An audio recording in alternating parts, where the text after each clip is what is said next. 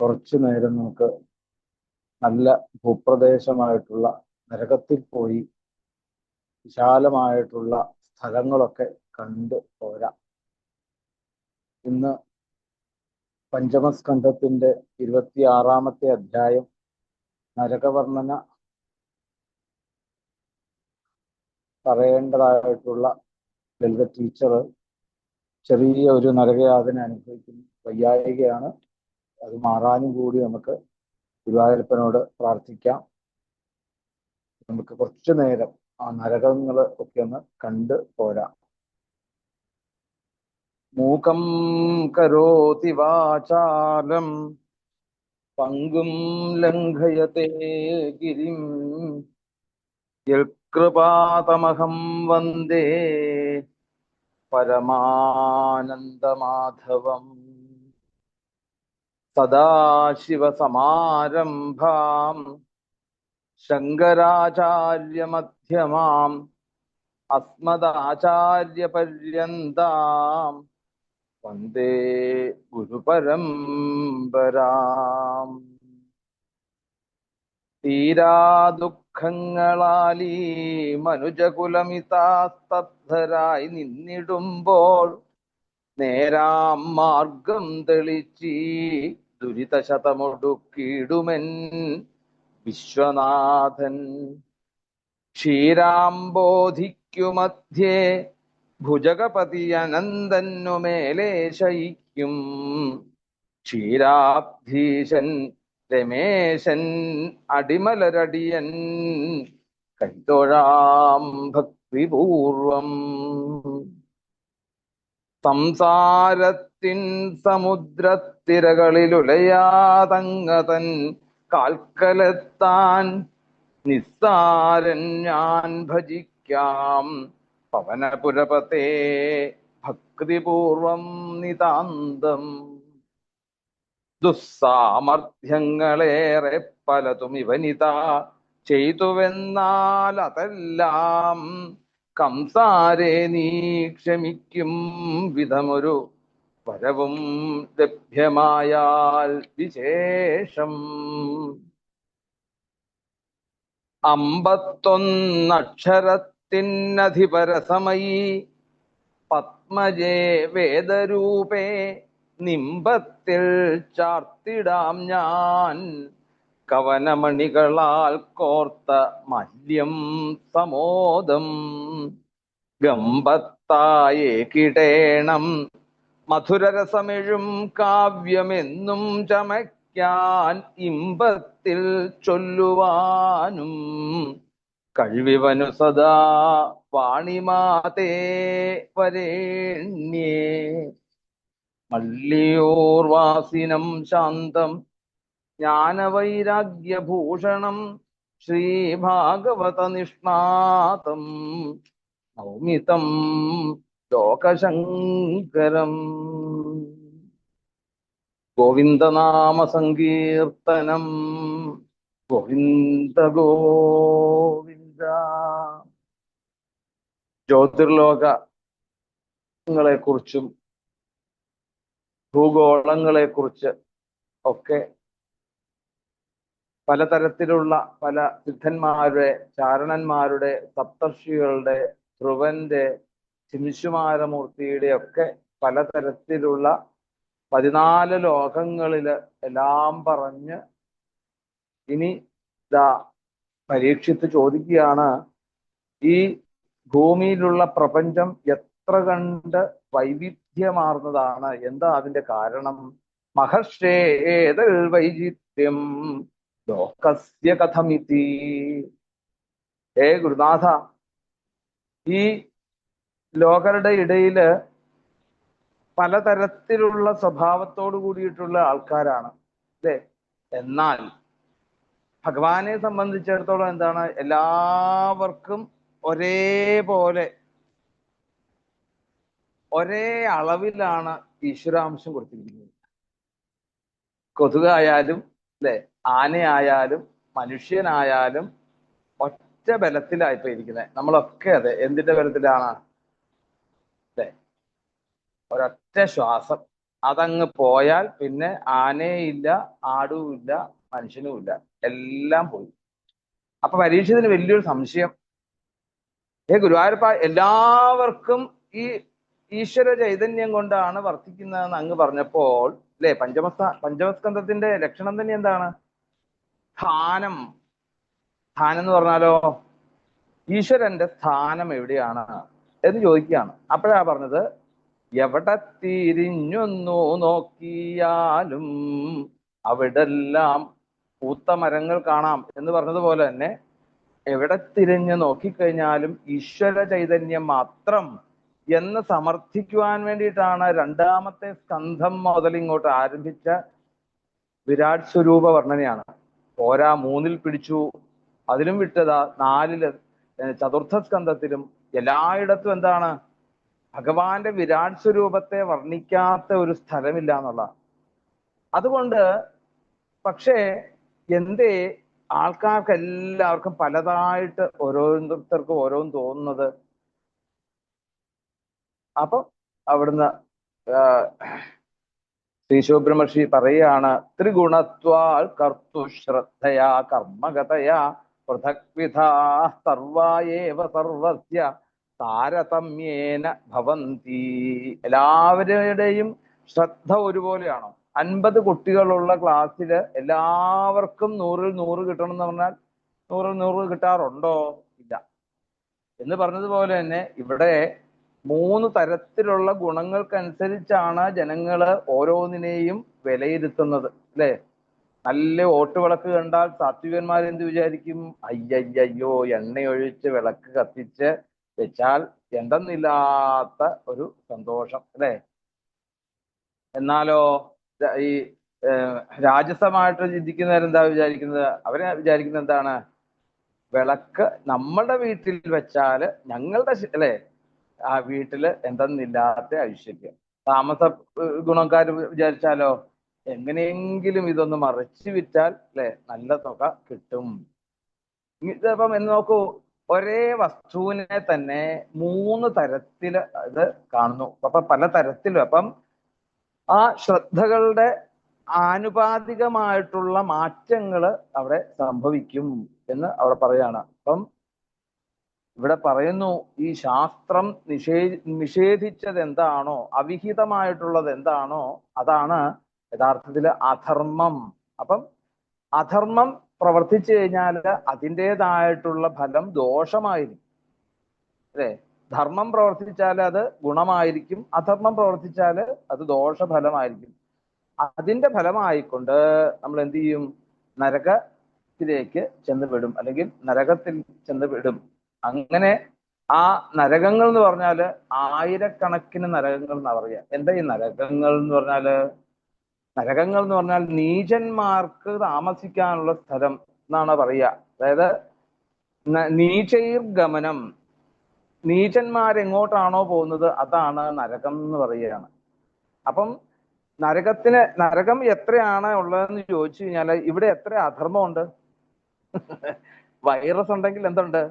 Antivirus അപ്പ കണ്ടുപിടിക്കും അല്ലെ. ആന്റിവൈറസ് കണ്ടുപിടിച്ചിട്ടാണ് ഇപ്പൊ വൈറസ് ഇറക്കുന്നത്. അങ്ങനെയാ ഇപ്പം അല്ലെ.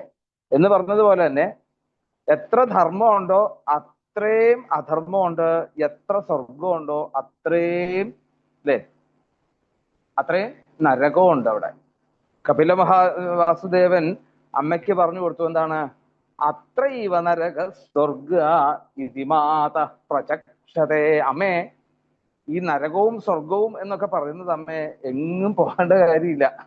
പിന്നെ എന്താണ്? ഇടയ്ക്ക് അമ്മ നരകത്തിലും ഇടയ്ക്ക് സ്വർഗത്തിലും ഒക്കെ ആയിട്ട് ഇങ്ങനെ കഴിഞ്ഞുകൂടും. അപ്പം മനുഷ്യൻ അല്ലെ എപ്പോഴായി നരകത്തിലേക്ക് പോകാനുള്ള വഴി ഏതാന്ന് ചോദിച്ചു കഴിഞ്ഞാല് നമുക്ക് ഋഷഭദേവൻ പറഞ്ഞു തരുന്നുണ്ട്. ഋഷഭദേവൻ എന്താ പറയുന്നത്? തപോ ദിവ്യം പുത്രകായേന സൗഖ്യം അല്ലെ, തമോദ്വാരം യോഷിതാം സംഗിസംഗം എന്ന് പറയുന്നുണ്ട് അവിടെ. പുത്രന്മാരെ പുണ്യമായിട്ടുള്ള ദിവ്യമായിട്ടുള്ള തപസ് ചെയ്താൽ നിങ്ങൾക്ക് അല്ലെ മോക്ഷദ്വാരം തുറന്നു കിട്ടുമെങ്കിൽ, നിങ്ങൾക്ക് തമോദ്വാരം തുറന്നു കിട്ടണമെങ്കിൽ മായയോട് ചേർന്നാൽ മതി. അല്ലെങ്കിൽ യോഷിത്ത എന്ന് പറഞ്ഞാൽ സ്ത്രീ എന്നാണ്.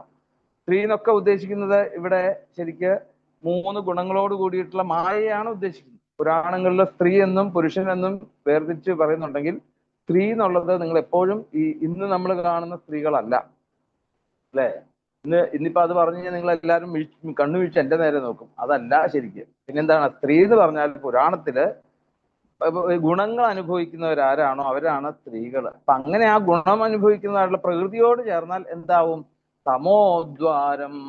അപ്പം യഥാർത്ഥത്തില് ഈ പ്രകൃതിയെ വിശ്വസിച്ചുകൊണ്ട് നമ്മൾ ജീവിച്ചു കഴിഞ്ഞാൽ എവിടെയായിരിക്കും പോകേണ്ടി വരുന്നത്? എവിടെ പോകേണ്ടി വരും? നരകത്തിൽ പോകേണ്ടി വരും എന്നാണ് കപില വാസുദേവൻ പറഞ്ഞത്. അതുപോലെ തന്നെയാണ് ഇവിടെ പരീക്ഷിത്ത് ചോദിക്കുക. അപ്പൊ പരീക്ഷത്തിന്റെ ഈ ചോദ്യം, ഈ നരകം എന്നുള്ള ലോകം യഥാർത്ഥത്തിൽ ഉണ്ടോ ശരിക്കും? കാരണം അങ്ങല്ലേ കപില വാസുദേവൻ പറഞ്ഞത്, അമ്മയ്ക്ക് പറഞ്ഞു കൊടുത്തപ്പോ അവിടെ നരകവും സ്വർഗവും ഒക്കെ തന്റെ മനസ്സിൽ തന്നെയാണ് എന്ന് അങ്ങ് പറഞ്ഞു. അപ്പൊ എന്നാ ഇനി നരകം ഇല്ലാതെ ഇരിക്കാനുള്ള വഴിയുണ്ടോ? നരകം എന്ന് പറഞ്ഞ സംഗതി ഉണ്ടോ എന്ന് ചോദിക്കുമ്പോ അവിടെ പറയുന്നുണ്ട്, നരകം എന്ന് പറഞ്ഞൊരു ലോകം ഉണ്ട്. എവിടെയാ ഉള്ളത്? അന്തരാള ഏവ സൃജഗത്യാസ്തു ദിശി ദക്ഷിണസ്യാ മധസ്ഥാൽ ഭൂമേരുപരിഷ്ടാച്ച ജലാദ്യസ്യാം അഗ്നിശ്വാത്താദയാ. അവിടെ തെക്ക് ഭാഗത്ത് എവിടെയാണ്? ഈ ഭൂമിക്ക് മുകളില് ബ്രഹ്മാണ്ടത്തിന്റെ താഴെ ഇങ്ങനെ ഇടയ്ക്ക് ഒരു സ്ഥലമുണ്ട്. അവിടെയല്ല അല്ലെ, ഇല്ലത്തുനിന്ന് ഇറങ്ങുകയും ചെയ്തു, അമാത്തേക്ക് എത്തിയിട്ടുമില്ല. അതൊരു നരക അല്ലെ എന്ന് പറയാറില്ലേ? എന്ന് പറഞ്ഞ പോലെ ഈ ഭൂമിയുടെയും ബ്രഹ്മാണ്ടത്തിന്റെയും ഇടയ്ക്ക് ഒരു സ്ഥലമുണ്ട്. ആ സ്ഥലത്ത് ആണ് അവിടെ ഒരു വലിയൊരു വൈതരണി എന്ന് പറഞ്ഞ ഒരു നദിയാണ് അവിടെ. ജലാദ്യസ്യാം അഗ്നിശ്വാത്തായ പിതൃഗണാദിശി. അവിടെ അഗ്നിശ്വാത്തർ എന്ന് പേരായിട്ടുള്ള പിതൃഗണങ്ങൾ അവിടെ താമസിക്കുന്നു. അവരുടെ വർഗക്കാർക്ക് വേണ്ടിയിട്ട്, പിതൃക്കൾക്ക് വേണ്ടിയിട്ട്, അവരുടെ ആശിസ്സുകൾക്ക് വേണ്ടിയിട്ട് ആ ഭൂമി ആ നരകത്തിൽ അങ്ങനെ കഴിഞ്ഞുകൂടുന്നു പറയാണ്. അപ്പം നീചന്മാർക്ക് പോകുന്ന സ്ഥലമാണ് നരകം എന്ന് പറയാണ്. നരകം എന്ന് പറഞ്ഞാൽ പല പുരാണങ്ങളിലും പല തരത്തിൽ വ്യാഖ്യാനിക്കുന്നു. ഗരുഡ പുരാണമൊക്കെ എടുത്തു കഴിഞ്ഞാൽ നമുക്ക് ഇഷ്ടംപോലെ അധ്യായങ്ങൾ തന്നെയാണ് നരകത്തിന്റെ. എന്തിനാ അതൊക്കെ എത്രയും നമ്മൾ അറിയുന്നത് ശരിക്ക്? എന്നാലും കുറച്ചൊക്കെ നമ്മൾ അറിയണം.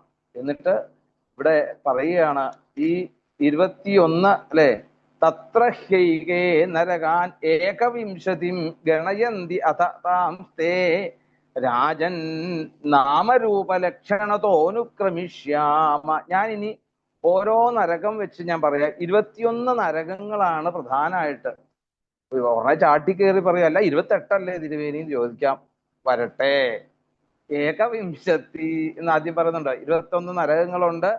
ആ നരകങ്ങളുടെ പേരും രൂപവും ലക്ഷണവും ഒക്കെ ഞാൻ അവയ്ക്ക് ക്രമീകരിച്ച് ക്രമമായിട്ട് അവിടുന്ന് പറയാം എന്ന് പറഞ്ഞു. പിന്നീട് അതുകൂടാതെ ഒരു 7 നരകത്തിന്റെയും കൂടെ പേര് പറയുന്നു. താമിശ്രം, അന്ധതാമിശ്രം, അല്ലെ, രൗരവം, മഹാരൗരവം, കുംഭീഭാഗം, പിന്നെ കാലസൂത്രം, അസിപത്രവനം, സൂകരമുഖം, അന്ധകൂപം, പിന്നെയോ കൃമിഭോജനം, സന്ദംശം, സപ്തസൂർമി, വജ്രകണ്ടക ശാൽമലി, വൈതരണി, പൂയോദം, പ്രാണരോധം, വിശസനം, ലാലാഭക്ഷം, സാരമേയാദനം, അവീചി, അയപ്പാനം, പിന്നെ അവീചിരയപ്പാനം ഇതി. ഇങ്ങനെ 21 നരകവും കൂടാതെ പിന്നെ ഏതാണ്? ക്ഷാരകർദ്ദമോ, രക്ഷോഗണ ഭോജനം, ശൂലപ്രോതം, ദന്തശൂകം, അവടനിരോധനം, പര്യാവർത്തനം, സൂചീമുഖം. ഇങ്ങനെ 7 നരകങ്ങളും കൂടി 28 അല്ലെ, അങ്ങനെ 28 നരക വിവിധ യാതനാഭൂമയ. അങ്ങനെ 28 നരകങ്ങൾ ഉണ്ട് എന്ന് അവിടെ പറയുന്നു. അങ്ങനെ പല വിധത്തിലും അവിടെ തീവ്രമായിട്ടുള്ള വേദനകളെ അനുഭവിക്കുന്നതായിട്ടുള്ള സ്ഥലമാണ് ഈ നരകങ്ങൾ എന്ന് പറയാണ്. അതിനി ഓരോ നരകങ്ങളെ 8ാമത്തെ ശ്ലോകം തൊട്ട് നമുക്ക് നോക്കാം. ഓരോ നരകങ്ങൾ. ആദ്യത്തെ നരകം ഏതാണ്? താമിശ്രം. താമിശ്രത്തിൽ എന്താ പറയുന്നത്? മറ്റുള്ളവരുടെ ധനം നമ്മൾ സ്വന്തമാക്കി വെക്കുക, സന്താനം, ഭാര്യ, ഇതൊക്കെ നമ്മൾ അവരെ നമ്മളുടെ ഇതിന് വേണ്ടിയിട്ട് അവരെയൊക്കെ അപഹരിക്കുക. അല്ലെങ്കിൽ എന്താണ്, നമുക്ക് എത്ര വേണ്ടപ്പെട്ടവരാണെന്ന് പറഞ്ഞാലും അവരെ കൊണ്ട് നമ്മൾ ഓരോ കാര്യങ്ങൾ ചെയ്യിക്കുക. ഇതൊക്കെ നിസ്സാരമായിട്ട് പോലും നമ്മൾ ചിന്തിക്കേണ്ട കാര്യങ്ങളാണത്. മറ്റുള്ളവരുടെ ധനം, അതുപോലെ തന്നെ മറ്റുള്ളവരുടെ കുട്ടികള്, മറ്റുള്ളവരുടെ ഭാര്യ, അങ്ങനെ അവരെയൊക്കെ നമ്മൾ നിസ്സാര കാര്യങ്ങൾക്ക് വേണ്ടി നമ്മളുടെ ആവശ്യത്തിന് വേണ്ടിയിട്ട് അവരെ എന്താണ് നമ്മൾ ഇന്നത്തെ രീതിയിൽ പറഞ്ഞാൽ എന്താണ് യൂട്ടിലൈസ് ചെയ്യുക അല്ലെ? ആവശ്യമില്ലാതെ യൂട്ടിലൈസ് ചെയ്യരുത്. അങ്ങനെ ചെയ്താല് എന്താണ് പറ്റുന്നത്? താമിശ്രം എന്ന നരകത്തിലേക്ക് പോകും. അവിടെ ചെന്ന് കഴിഞ്ഞാലോ അവിടെ യമകിങ്കരന്മാര് നോക്കിയിരിക്കുക ഇങ്ങനെയുള്ളവരെ. അവരെ എന്ത് ചെയ്യും? ഒരു കുറച്ച് കയറെടുക്കും, കയറെടുത്ത് അങ്ങോട്ട് വരിഞ്ഞങ്ങോട്ട് കെട്ടും. എന്നിട്ടോ ബാക്കി കുറച്ചു പേരിങ്ങോട്ട് വരും. ആ യമന്റെ ദണ്ട് വെച്ച് അടിയോടടി അങ്ങനെ ബലാത്കാരമായിട്ട് അവര് നമ്മളെ ഉപദ്രവിക്കുന്നു. അങ്ങനെ ഈ നരകത്തിൽ വെച്ച് ആ പാപിക്ക് അവിടെ ഒന്നും തന്നെ അവിടെ പറയണ അനശനാനുദപാന ദണ്ഡ താടന സന്ദർജനാദിഭി അയാതനാഭിര്യാത്യമാനോ ജന്തുർയത്ര കശ്വലമാസാദിത ഏകദൈവ മൂർച്ഛാം ഉപയാതി താമിശ്രപ്രായേ. അടി കിട്ടുമെന്ന് മാത്രമല്ല, പിന്നെന്താണ്? അന്നം ഒട്ടില്ലതാൻ. അതാണ്, അടി മാത്രമേ ഉള്ളൂ അല്ലെ? ആഹാരമോ കുടിക്കാൻ വെള്ളമോ പോലും അവിടുന്ന് കിട്ടിയില്ല. അങ്ങനെ വടികൊണ്ട് തല്ല് തന്നെ അവിടെ കിട്ടും. അവര് അങ്ങനെ ഭീഷണിപ്പെടുത്തും എന്നൊക്കെ അവിടെ ആ താമിശ്രം എന്ന നരകത്തെ കുറിച്ച് അവിടെ പറഞ്ഞു. പിന്നീടാണ് അന്ധതാമിശ്രം എന്ന നരകം. അന്ധതാമിശ്രത്തിൽ എന്താണ് അവിടെ? ആരെയെങ്കിലും നമ്മള് മനുഷ്യനാണോ അല്ലെങ്കിൽ ആ ഏതോ ഒരു മനുഷ്യനെ നമ്മള് വഞ്ചിച്ചുകൊണ്ട് അവന്റെ സ്വത്തുക്കളെയൊക്കെ നമ്മൾ അനുഭവിക്കുക. ഇത് തന്നെ അവിടെ. നേരത്തേത് അവര് അറിഞ്ഞുകൊണ്ടാണെങ്കിൽ പോലും എന്താണ്, ബന്ധുക്കളൊക്കെ അല്ലേ, എന്തെങ്കിലും ആട്ടെ അല്ലെ, നമുക്കറിയാവുന്ന ആളാണല്ലോ എന്ന് വിചാരിച്ച് അവരെ കൊണ്ട് പലതും ചെയ്യിക്കുക. ഇത് നിസാരമല്ല ഈ പറയുന്ന ഒന്നും. ഇതൊക്കെ വലിയ നരകം തന്നെയാണെന്ന് മനസ്സിലാക്കിക്കൊള്ളുക. ഏത്? നമ്മൾ വിചാരിക്കും നമുക്ക് നല്ല പരിചയമുള്ള ആളല്ലേ, കുഴപ്പമൊന്നുമില്ല, അവരോട് പറഞ്ഞ് ഈ കാര്യം നടക്കും എന്ന് വിചാരിച്ച് നമ്മളുടെ ആവശ്യത്തിന് വേണ്ടി നമ്മൾ മറ്റുള്ളവരെ യൂട്ടിലൈസ് ചെയ്യുക. അത് തന്നെയാണ് ഇവിടെയും പറയുന്നത്. അപ്പം ഇവിടെ അങ്ങനെയല്ല. ഇവിടെ വഞ്ചിച്ചുകൊണ്ട് നമ്മള് അവരുടെ സ്വത്തൊക്കെ അനുഭവിക്കുക. അങ്ങനെ ഒരു അങ്ങനെയുള്ള പാപി അന്ധതാമിശ്രം എന്ന നരകത്തിലേക്ക് അവിടെ വീഴും എന്ന് പറയാണ്. അവിടെ എന്താണ്?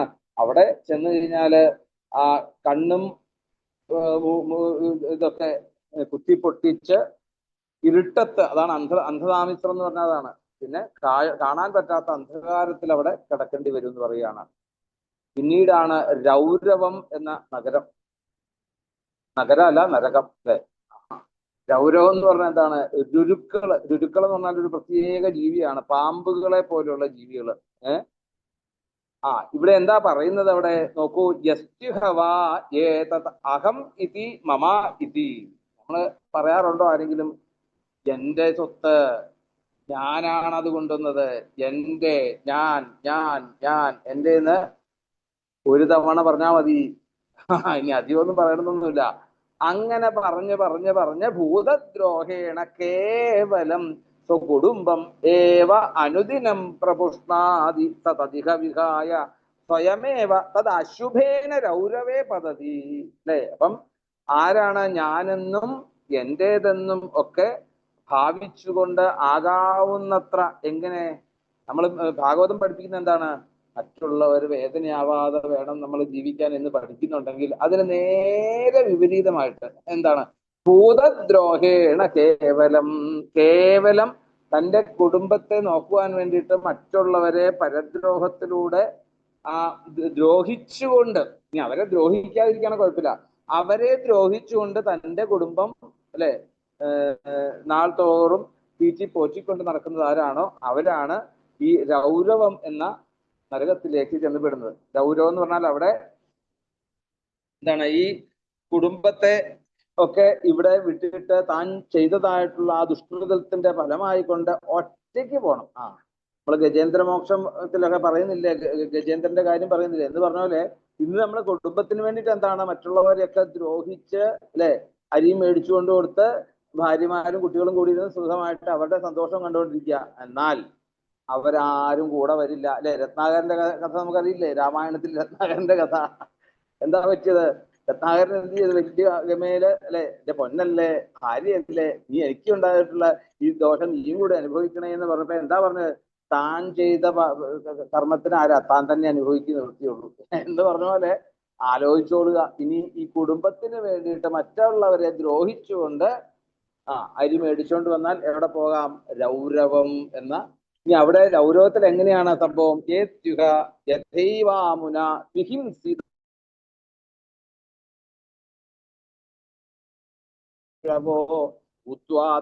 തമേവ വിഹിംസന്തി. രൗരവത്തിലുള്ള വലിയ അതായത് ഈ പാമ്പുകളെ പോലെയുള്ള ജീവികളാണ്. അതെങ്ങനെയാണ്? ഈ ഹിംസ്ര ജന്തുക്കൾ മരിച്ച് അവര് രുരുക്കളായിട്ട് നരകത്തിൽ വന്ന് കിടക്കുകയാണ് അല്ലേ? ഈ എന്താണ് കൊലക്കേസൊക്കെ കഴിഞ്ഞിട്ട് ജയിലിൽ വന്ന് കിടക്കുമ്പോഴത്തേക്കും സാധാരണക്കാർ അറിയാതെങ്ങാനോ ചിലപ്പോൾ ഈ പറഞ്ഞ പോലെ നിരപരാധികളൊക്കെ ജയിലിൽ കിടക്കേണ്ടി വരില്ലേ? അവിടെ കിടന്നു കഴിഞ്ഞാൽ എന്താ പറ്റുന്നത്?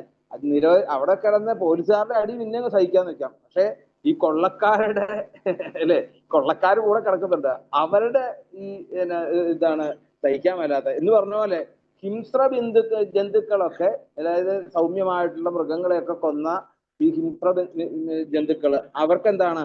അവരുടെ നരകമാണ് ഇത്, അല്ലെങ്കിൽ അവരുടെ സ്വർഗമോ നരകമോ എന്താ വെച്ചാൽ ആണ് ഇത്. അവരുടെ ഇടയിൽ കൊണ്ട് കിടത്തും എന്നർത്ഥം. എന്നിട്ട് ആ ഒരു വിധി സർപ്പാദതിക്രൂരസ്തത്വാപദേശ. അങ്ങനെ ആ രൗരവം രുരു എന്നാൽ പാമ്പിനേക്കാളും അധികം ക്രൂര സ്വഭാവമുള്ള ഒരു എന്താണ് ഉഗ്രജന്തുവാണ്. അപ്പം പാമ്പിനേക്കാളും ക്രൂര സ്വഭാവം എന്ന് പറഞ്ഞാൽ എന്താണ്? പാമ്പ് എങ്ങനെയായാലും എന്താണ്? ഒറ്റബുദ്ധിയാ അല്ലെ? എങ്ങനെയായാലും അതിന് പാല് കൊടുത്താലും അല്ലെ, വടിയും കൊണ്ട് ചെന്നാലും പാലും കൊണ്ട് ചെന്നാലും കടിക്കും, ഉറപ്പാ, സംശയമില്ല. അതിലും ഒറ്റബുദ്ധിയുള്ളവരാണ് ഈ രുരുക്കള് എന്ന് പറയുന്നത്, രൗരവം. പിന്നെയോ ഇനി അടുത്തത് നോക്കാം, മഹാരൗരവം. ഏവമേവ മഹാരൗരവോ യത്ര നിപതിതം പുരുഷം ക്രവ്യാദാനാമ രുരവസ്തം ക്രവ്യേണ ഘാതയന്തി കേവലം ദേഹം ഭര. പിന്നെ മഹാരൗരവം എന്ന നരകത്തെ കുറിച്ച് പറയുന്നു. ആരാണോ കേവലം തൻ്റെ ഈ ശരീരത്തെ മാത്രം പോറ്റിക്കൊണ്ട് ജീവിക്കുന്നത് എന്ന് പറഞ്ഞാലോ, സ്വാർത്ഥമായിട്ട് ജീവിക്കുക, തൻകാര്യം. മറ്റതെങ്ങനെയായിരുന്നു? കുടുംബത്തെ നോക്കുക, സ്വാർത്ഥമായിട്ട് തന്റെ കുടുംബത്തെ മാത്രം, ആരെ ദ്രോഹിച്ചാണേലും അല്ലെ, ബ്ലേഡിന് കാശ് മേടിച്ച് അല്ലെ, ഇതൊക്കെ അതിനകത്ത് വരും കേട്ടോ. ഈ ബ്ലേഡിനൊക്കെ കാശ് മേടിച്ച് മറ്റുള്ളവരെയൊക്കെ അവരുടെയൊക്കെ കണ്ണീരും കൊണ്ട് ഈ അരി മേടിച്ചുകൊണ്ട് കൊടുത്തു കഴിഞ്ഞാൽ എന്താ സംഭവിക്കുക? രൗരവത്തിൽ പോയി കിടക്കാം. വീട്ടുകാരും വരിക പോലും ചെയ്യല, വെറുതെ ആവശ്യമില്ലാത്ത പണിക്ക് പോകണ്ട അല്ലെ. മഹാരൗരവം എന്ന് പറഞ്ഞാൽ അങ്ങനെയല്ല, തന്റെ ശരീരത്തിന് വേണ്ടിയിട്ട് അല്ലെ ദുഷ്കർമ്മങ്ങളൊക്കെ ചെയ്ത് ഈ നരകത്തിൽ വന്നു. അപ്പൊ അവിടെ ചെന്ന് കഴിഞ്ഞാലോ, അവിടെ പ്രവ്യാദങ്ങൾ എന്നു പേരിലുള്ള അവിടെ രുരുക്കള്, അത് ഇതിനേക്കായാലും കുറച്ചുകൂടെ എന്താണ് ക്രൂരജന്തുവാണ്. മഹാരൗരവം എന്ന് പറയുമ്പോൾ അത് മറ്റ് പാമ്പിന്റെ പോലെയുള്ള ഉഗ്രമൂർത്തികളാണെങ്കിൽ ഇതെന്താണ്? ഇതിങ്ങനെ മനുഷ്യന്റെ മാംസത്തെ ഇഷ്ടപ്പെടുന്ന ജന്തുവാണ് എന്ന് പറഞ്ഞാലോ, അവിടെ ചെന്ന് കഴിഞ്ഞാൽ വേറൊന്നും നോക്കുകയല്ല, അവര് തന്നെ മാംസം ഭക്ഷിച്ചുകൊണ്ട് അങ്ങനെ അവരുടെ കൂടെ കിടക്കേണ്ടി വരും എന്ന് പറയാണ്. പിന്നെയാണ് കുംഭീഭാഗം. അത് പറഞ്ഞാൽ നിങ്ങൾ എല്ലാവരും ഇന്ന് അല്ലെ, ഇനി ഇത് നിർത്തേണ്ടി വരും, നമ്മൾ ഭാഗവത പഠനം തന്നെ നിർത്തേണ്ടി വരും. എന്താ കുംഭീഭാഗത്തിൽ നിന്ന് നോക്കാം. യസ്തിഹ വാ ഉഗ്രപശൂൻ പക്ഷിണോ വാ പ്രാണത ഉപരന്ധയതി തമപകരുണം പുരുഷാദൈരപി വിഗർഹിതമൂത്ര യമാനുചരാഹ കുംഭീപാകേ തപ്തതൈലേ ഉപരന്ധയതി. പശു പക്ഷി, പശു എന്ന് പറഞ്ഞാൽ എന്താണ്? മൃഗങ്ങള്.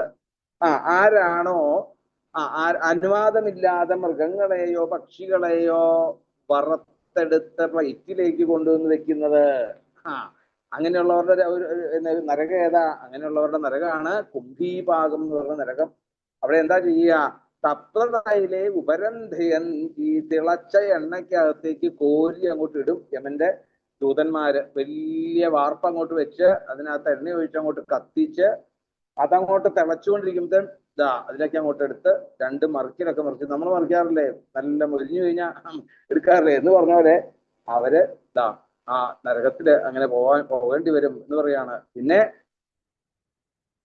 അവിടെ കാലസൂത്രം എന്ന് പറഞ്ഞ വനം, കാലസൂത്ര തപ്ഞകേ നരകേ അയുധയോജന പരിമണ്ഡലേ താമ്രമയേ തപ്തഖലേ ഉപര്യധസ്താദഗ്നി അർക്കാഭ്യാം അതിതപ്യമാനോഭിനിവേശിത ഷുഡ്വിവാസാഭ്യാം ച ദഹ്യമാന അന്തർബഹി ശരീരാസ്തേ.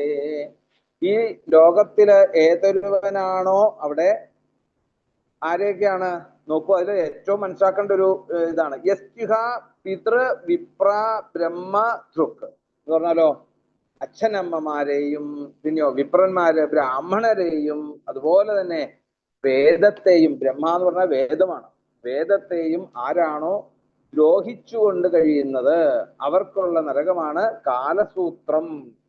അവിടെ എന്താ പറയുന്നത്? അയുതയോജന പരിമണ്ഡലേ താമ്രമയേ. അയുതയോജനം, അയുധം എന്ന് പറഞ്ഞാൽ എത്രയാണ്? അയുധം എന്ന് പറഞ്ഞാൽ 10,000 അല്ലെ, സഹസ്രം 1000, അയുധം എന്ന് പറഞ്ഞാൽ 10,000 യോജന ചുറ്റളവുള്ള താഴത്തും മുകളിലും എന്താണ് അവിടെ? താഴത്തും മുകളിലും അഗ്നി അർഘ്യാഭ്യാം അതിതപ്യമാന, ഭയങ്കര ചൂട്. എങ്ങനെ? താഴേന്ന് തീയിടും, അഗ്നിയുടെ ചൂട്. മോളിന്ന് സൂര്യന്റെ വെയിലിന്റെ ചൂട്. അതാണ് അഗ്നി അർക്കാഭ്യാം അതിതപ്യമാനേഭിനിവേശിത. അങ്ങനെ മുകളിലും താഴത്തും അഗ്നിജ്വാലയാലും വെയിലിന്റെ ചൂട് കൊണ്ടും ഒക്കെ. എന്നിട്ടോ അവിടെ താമ്രമയ, താമ്രം എന്ന് പറഞ്ഞാൽ എന്താണ്? ചെമ്പ്. താമ്രമയേ തപ്തഖലേ ഉപര്യധസ്താദ് അഗ്നി അർക്കാഭ്യാം അതിതപ്യമാനേഭിനിവേശിത. ഇതിന്റെ ഇടയിൽ ഒരു ചെമ്പ് ഷീറ്റ് അങ്ങോട്ട്. അങ്ങനെയാ ചെമ്പ് ഷീറ്റ് ഈ അഗ്നി കൊണ്ട് അങ്ങോട്ട് ഇട്ട് തിളപ്പിച്ചങ്ങ് ചൂടാക്കി. പിന്നെയോ മുകളിൽ നിന്ന് വെയിലിന്റെ ചൂടും കൂടെ വന്നു കഴിഞ്ഞാൽ അതിന്റെ മുകളിലേക്ക് അങ്ങോട്ട് കയറ്റി അങ്ങോട്ട് നമ്മളെ അങ്ങോട്ട് കിടത്തും അങ്ങോട്ട്, അല്ലെ? അങ്ങനെ ആ ചുട്ടുപഴുത്ത സമതലത്തില് കൊണ്ട് അവിടെ ഇട്ടിട്ട് പിന്നെ എന്നിട്ട് എന്തായി? അവിടെ കയറി കിടന്നാല് സുഖാണോ ചോദിച്ചാല് ഷുഡ്വിവാസാഭ്യാം ജദഹ്യമാന അന്തർബഹി ശരീരാസ്തേ. അല്ലെ? കുടിക്കാനും വെള്ളമില്ല, കഴിക്കാനൊന്നുമില്ല, പോരാ തന്റെ ദേഹം ഇങ്ങനെ ദഹിച്ച് അന്തർബഹി ശരീരെ, അകത്തും പുറത്തും ദഹിച്ച് ദഹിച്ച് ദഹിച്ച് നമ്മൾ അങ്ങനെ കിടക്കേണ്ടി വരും എന്ന് പറയാണ്. അങ്ങനെ അവിടെ കിടക്കുക മാത്രമാണോ? ശരീരാസ്തേ ശേതേഷ്ടദേവ അവതിഷ്ഠതി. എന്നിട്ട് അവിടുന്ന് കിടന്നങ്ങോട്ട് ഉരുളും, അല്ലെ? ഈ ഷീറ്റെ കിടന്ന് ചുട്ടുപൊള്ളിയിട്ട് നമ്മൾ അവിടെ കിടന്ന് അങ്ങോട്ട് ഉരുളാൻ തുടങ്ങും. ഉരുണ്ട് കഴിഞ്ഞിട്ടോ എഴുന്നേറ്റങ്ങോട്ട് വേഗം ഓടാൻ വേണ്ടി പരിധാവതി ച യാവന്തി പശുരോമാണി താവത് വർഷ സഹസ്രാണി. അങ്ങനെ പരക്കം പായും നമ്മള്. എങ്ങനെ എത്ര നാളാ നിൽക്കുന്നതെന്ന് പറയുന്നുണ്ട് അവിടെ. എത്രയാ?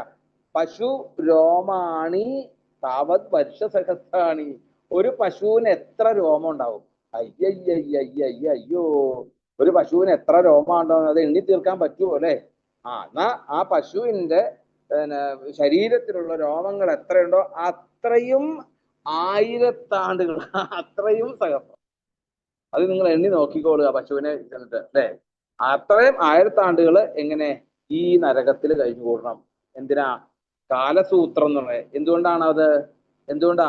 അച്ഛനമ്മമാരെ അനുസരിച്ചില്ല എങ്കിൽ, അച്ഛനമ്മമാർക്കെതിരെ പ്രവർത്തിച്ചിട്ടുണ്ടെങ്കിൽ, പിന്നെയോ വേദത്തിനെതിരെ ഈശ്വരനെതിരെ ഇതായിട്ടുണ്ടെങ്കിൽ, പിന്നെ ആരാണ്? വിപ്ര, ജ്ഞാനികള്, ഭക്തന്മാർക്കെതിരെ അവരെ ദ്രോഹിച്ചിട്ടുണ്ടെങ്കിൽ ചെയ്യുന്ന ഒരു, അല്ലെ? നമ്മൾ പറയാറില്ലേ തമാശക്കാണെങ്കിലും എന്താ പറയാറ്? നിന്നെ ചട്ടുകം പഠിപ്പിച്ച് ഞാൻ തൊണ്ടയെ വെക്കുന്ന പറയല്ലേ? ഇതൊക്കെ അതിൽ നിന്നാണ്. താമ്ര അത് ഓട്ടി കെട്ടുകയായിരിക്കാം. ഇത് താമ്രമയമാണ്, ചെമ്പ് ചട്ടുകയാണ് ഇവിടെ പറയുന്നത്. ചെമ്പ് ചട്ടുകയല്ല, ചെമ്പ് ഷീറ്റ്. എന്തായാലും പിന്നെയോ അടുത്ത നരകം ഏതാണ്? 15ാമത്തെ ശ്ലോകത്തില് അസിപത്രവനം. അസിപത്രം എന്ന് പറഞ്ഞു കഴിഞ്ഞാല്, അസി എന്ന് പറഞ്ഞാൽ എന്താണ്? വാള്. വാളിന്, അല്ലെ? ഈ യുദ്ധം ചെയ്യുന്ന വാളിന് എങ്ങനെയാ? 2 സൈഡും നല്ല മൂർച്ചയായിരിക്കും, അല്ലെ? അവിടെ പറയുന്നു യസ്യുഹവൈ നിജവേദപഥാദനാപദ്യപഗത പാഷണ്ഡം ച ഉപഗതമസിപത്രവനം പ്രവേശ്യ കഷയാ പ്രഹരന്തി തത്ര ആസാവിതസ്തതോ ധാവമാന ഉഭയതോ ധാരൈസ്താലവനാസി അതിപത്രൈശ്ചിന്യമാന സർവാംഗോഹ ഹതോസ്മീതി പരമയാ വേദനയാ മോക്ഷിത പദേ പദേ നിപതതി സ്വധർമ്മഃ പാഖണ്ഡ അനുഗതം ഫലം ഭുങ്ക്രേ. അവിടെ പറയാണ് എന്താണ്? ആപൽഘട്ടം ഇല്ലാതിരിക്കുന്ന ആരാണോ, അതായത് ഇഷ്ടംപോലെ കാശ് സുഖമായിട്ട് അങ്ങനെ കഴിയുകയാണ്, അല്ലെ? പിന്നെ ആരും എനിക്കിപ്പോ ഈശ്വരന്റെ അടുത്ത് പോലും പോകേണ്ട ആവശ്യമില്ല എന്ന രീതിയിൽ ആരാണോ ആ തൻ്റേതെന്നുള്ള രീതിയിൽ അങ്ങോട്ട് ആ വേദമാർഗത്തിൽ നിന്നും ഒക്കെ വ്യതിചരിച്ച്, ഈ വേദമാർഗത്തിൽ നിന്ന് വ്യതിചരിക്കുക എന്ന് പറഞ്ഞാൽ എന്താ ശരിക്കും ഈശ്വര നിഷേധമായിക്കൊണ്ട്, അല്ലെ? ഈശ്വര നിഷേധമായിക്കൊണ്ട് അവര് വേദവിരുദ്ധമായിക്കൊണ്ട് നാസ്തിക മാർഗം സ്വീകരിച്ചുകൊണ്ട് നടക്കുന്ന ആൾക്കാരെയാണ് അവരാണ് ഇവിടെ അസിപത്രവനം എന്ന നരകത്തിലേക്ക് പ്രവേശിക്കുന്നത്. അവിടെ ചെന്നാലോ ചാട്ടവാര് കൊണ്ട് അങ്ങോട്ട് അടിക്കും നമ്മളെ. എന്നിട്ടോ ഈ അടികൊണ്ട് വേദനിച്ച് എന്തായി നമ്മൾ ഓടും. എതിരെ ഓടിക്കുന്നത്?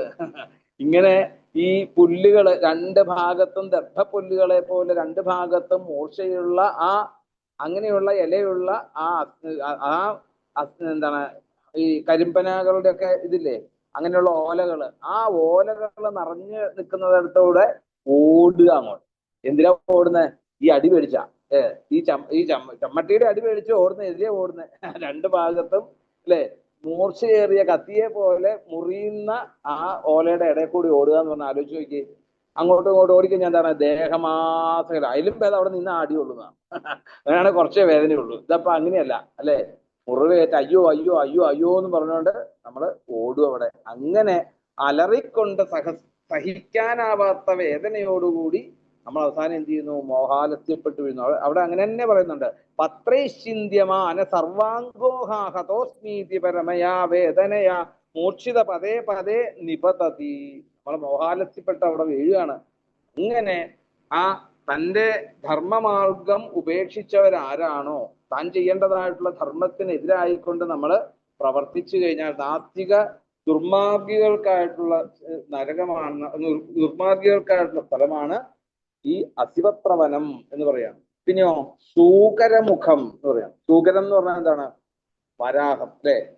സൂകരായ തേ നമ എന്ന് പറയാറില്ലേ, പന്നി, അല്ലെ? അപ്പം പന്നിയുടെ മുഖം പോലെയുള്ള ഒരു നരകം. അവിടെ എന്താണ്? 16ാമത്തെ ശ്ലോകം, യസ്തുഹ വൈ രാജ രാജപുരുഷോവ അദണ്ഡ്യേദണ്ഡം പ്രണയതി. അങ്ങനെയാണെങ്കിൽ ഇന്ന് സൂകരമുഖത്തിന്റെ ധാരാളം ആൾക്കാർ പോലും പോകും. എന്താണ്? രാജപുരുഷോ, രാജാവോ അല്ലെങ്കിൽ രാജാവിന്റെ പ്രതിനിധികളോ ആരെങ്കിലും നിരപരാധികളെ നിങ്ങൾ ശിക്ഷിച്ചിട്ടുണ്ടോ? അങ്ങനെ എത്രയോ പേര് ഈ നരകത്തിലേക്ക് പോകേണ്ടി വരും, അല്ലെ? അപ്പം ശിക്ഷാർഹം ഇല്ലാത്ത ആളെ ശിക്ഷിച്ചിട്ടുണ്ടെങ്കിൽ, അല്ലെങ്കിലോ ബ്രാഹ്മണേവ ശരീരദണ്ഡം സപാപിയാൻ, ബ്രാഹ്മണനെ ശരീരദണ്ഡം ഏൽപ്പിച്ചിട്ടുണ്ട് എങ്കിൽ അങ്ങനെയുള്ള ആ പാപി ചെന്ന് വീഴുന്ന സ്ഥലമാണ് സൂകരമുഖം എന്ന് പറയുന്നത്. അവിടെ ചെന്ന് കഴിഞ്ഞാൽ എന്താണ്? ഇങ്ങനെ മഹാബലവാന്മാരായിട്ടുള്ള ഈ യമകിങ്കരന്മാര് അവര് എങ്ങനെയാണോ ഈ കരിമ്പിൻ ജ്യൂസ് ഒക്കെ നമ്മൾ കണ്ടിട്ടില്ല? കരിമ്പിൻ ജ്യൂസ് എങ്ങനെയാ കരിമ്പിൻ ജ്യൂസ് അടിക്കുന്നത്? ഒരു മിഷ്യനിലേക്ക് ഇതങ്ങോട്ട് എല്ലാം കൂടെ കയറ്റി അങ്ങോട്ട് ഒരു കറക്കം കറക്കും, അല്ലെ?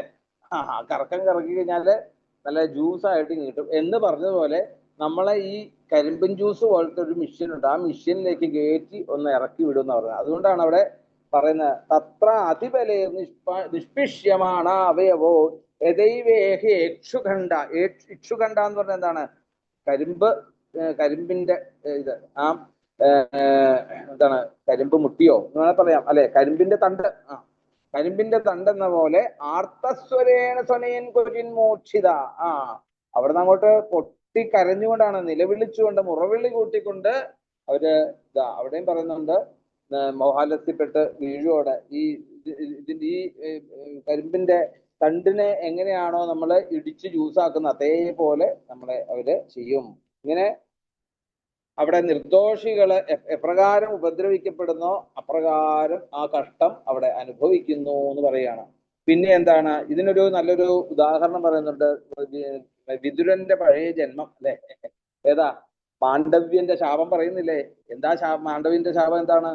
അല്ലെ? കുറ്റം ചെയ്തെന്നും പറഞ്ഞുകൊണ്ട് പണ്ട് തുമ്പിയെ കൊണ്ട് കല്ലെടുപ്പിച്ചു. അതിന്റെ പേരിൽ എന്തായി? ശൂലം കുത്തി കയറ്റി, അല്ലെ? മാണ്ഡവ്യന്റെ ശാപം കൊണ്ട്.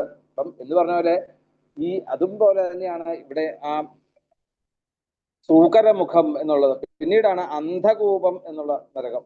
അന്ധകൂപത്തിൽ എന്താണ്? അവിടെ യസ്തുഹ വൈ ഭൂതാനാം ഈശ്വരോപകൽപിത വൃത്തീനാം അവിവിക്തപരവ്യഥാനാം സ്വയം പുരുഷോപകൽപിത വൃത്തിർ വിവിക്തപരവ്യഥോ വ്യഥാമാചരതി സപരാത്രാന്ധകൂപേ. അവിടെ ഈശ്വരനാൽ വിഹിതമായിട്ടുള്ള നിഷേധ രൂപത്തില് ഈശ്വരന് നിഷേധമായിക്കൊണ്ട് കൽപ്പിക്കപ്പെട്ടതായിട്ടുള്ള ഉപജീവന മാർഗം. അതാ പറയുന്നത് അവിടെ. ജീവിക്കുകയാണെങ്കിൽ നേരാവണ്ണം ജീവിച്ചുകൂടെ?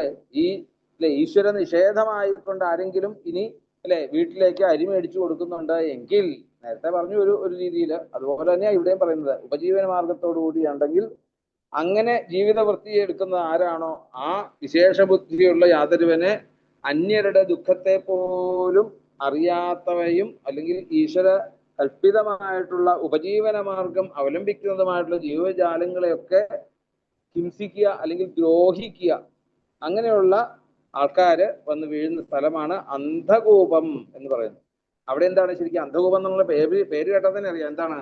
ഗൃഹ അന്ധകൂപേ എന്ന് പറഞ്ഞാലോ, കൂപം എന്ന് പറഞ്ഞാൽ എന്താണ്? കിണറ് അല്ലെ, പൊട്ടക്കിണറാന്ന് പറയുന്നത്. അന്ധകൂപം എന്ന് പറഞ്ഞാൽ പൊട്ടക്കിണറ്. ഗൃഹാന്ധകൂപം എന്ന് നമ്മള് ഈ പ്രഹ്ലാദൻ പറഞ്ഞിട്ടില്ലേ എന്ന് പറഞ്ഞാല് ആ പൊട്ടക്കിണറ്റില് വന്ന് കിടക്കും അവിടെ. അങ്ങനെ അവിടെ വന്ന് കിടന്നാലോ എന്താ അവിടെ കൂരിരുട്ട അവിടെ മുഴുവൻ. അവിടെ കന്നുകാലികളുണ്ടാകും, മറ്റ് ഹിംസ്ര മൃഗങ്ങളുണ്ടാകും, പക്ഷികളുണ്ടാകും, പോരാ ഇഴജന്തുക്കള്, ഇതൊക്കെ അവിടെ ഉണ്ടാകും. ഇതിലൊക്കെ ഉപരി എന്താണ്, ഒട്ടും സഹിക്കുകയല്ലാത്ത ഇന്നത്തെ കാലത്തുള്ള നമ്മൾ നമ്മളും അനുഭവിക്കുന്നുണ്ട് ഈ നരകമൊക്കെ. എവിടെയാ? രാത്രി കിടക്കാൻ നേരത്തെ ഫാൻ ഇല്ലെങ്കിൽ പെട്ടു അല്ലെ. കൊതുക്, പേന്, മൂട്ട, ഈച്ച, ഇതൊക്കെ കൊണ്ട് നമ്മളും ഇന്ന് നരകത്തിൽ തന്നെയാണ് കിടക്കുന്നത് രാത്രി ആകുമ്പോഴത്തേക്കും അല്ലെ. അങ്ങനെ ഉള്ള അതുകളെ കൊണ്ടൊക്കെ ആ പ്രാണികളൊക്കെ ഈ അന്ധകൂപത്തിലെ നമുക്ക് കാണാനും മേലെ കുറ്റാക്കോല് ഇരുട്ടാണ്. അവിടെ ദ്രോഹിക്കപ്പെട്ട് അങ്ങനെയുള്ള പ്രാണികളിൽ എല്ലാം സർവത്ര ദ്രോഹിക്കപ്പെട്ടുകൊണ്ട് അവിടെ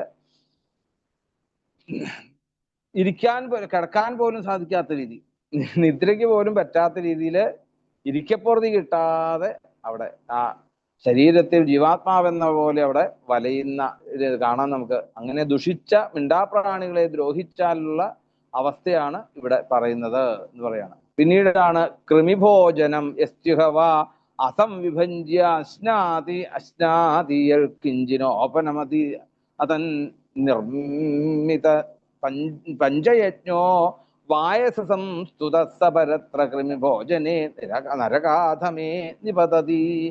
കൃമിഭോജനത്തിലേക്ക് പോയി കിടക്കേണ്ടി വരും, നമ്മളൊക്കെ പോയി കിടക്കേണ്ടി വരും. എന്താണ്? പഞ്ചയജ്ഞങ്ങൾ വേണ്ട പോലെ ചെയ്തില്ലെങ്കിൽ. ഏതൊക്കെയാണ് പഞ്ചയജ്ഞങ്ങള്?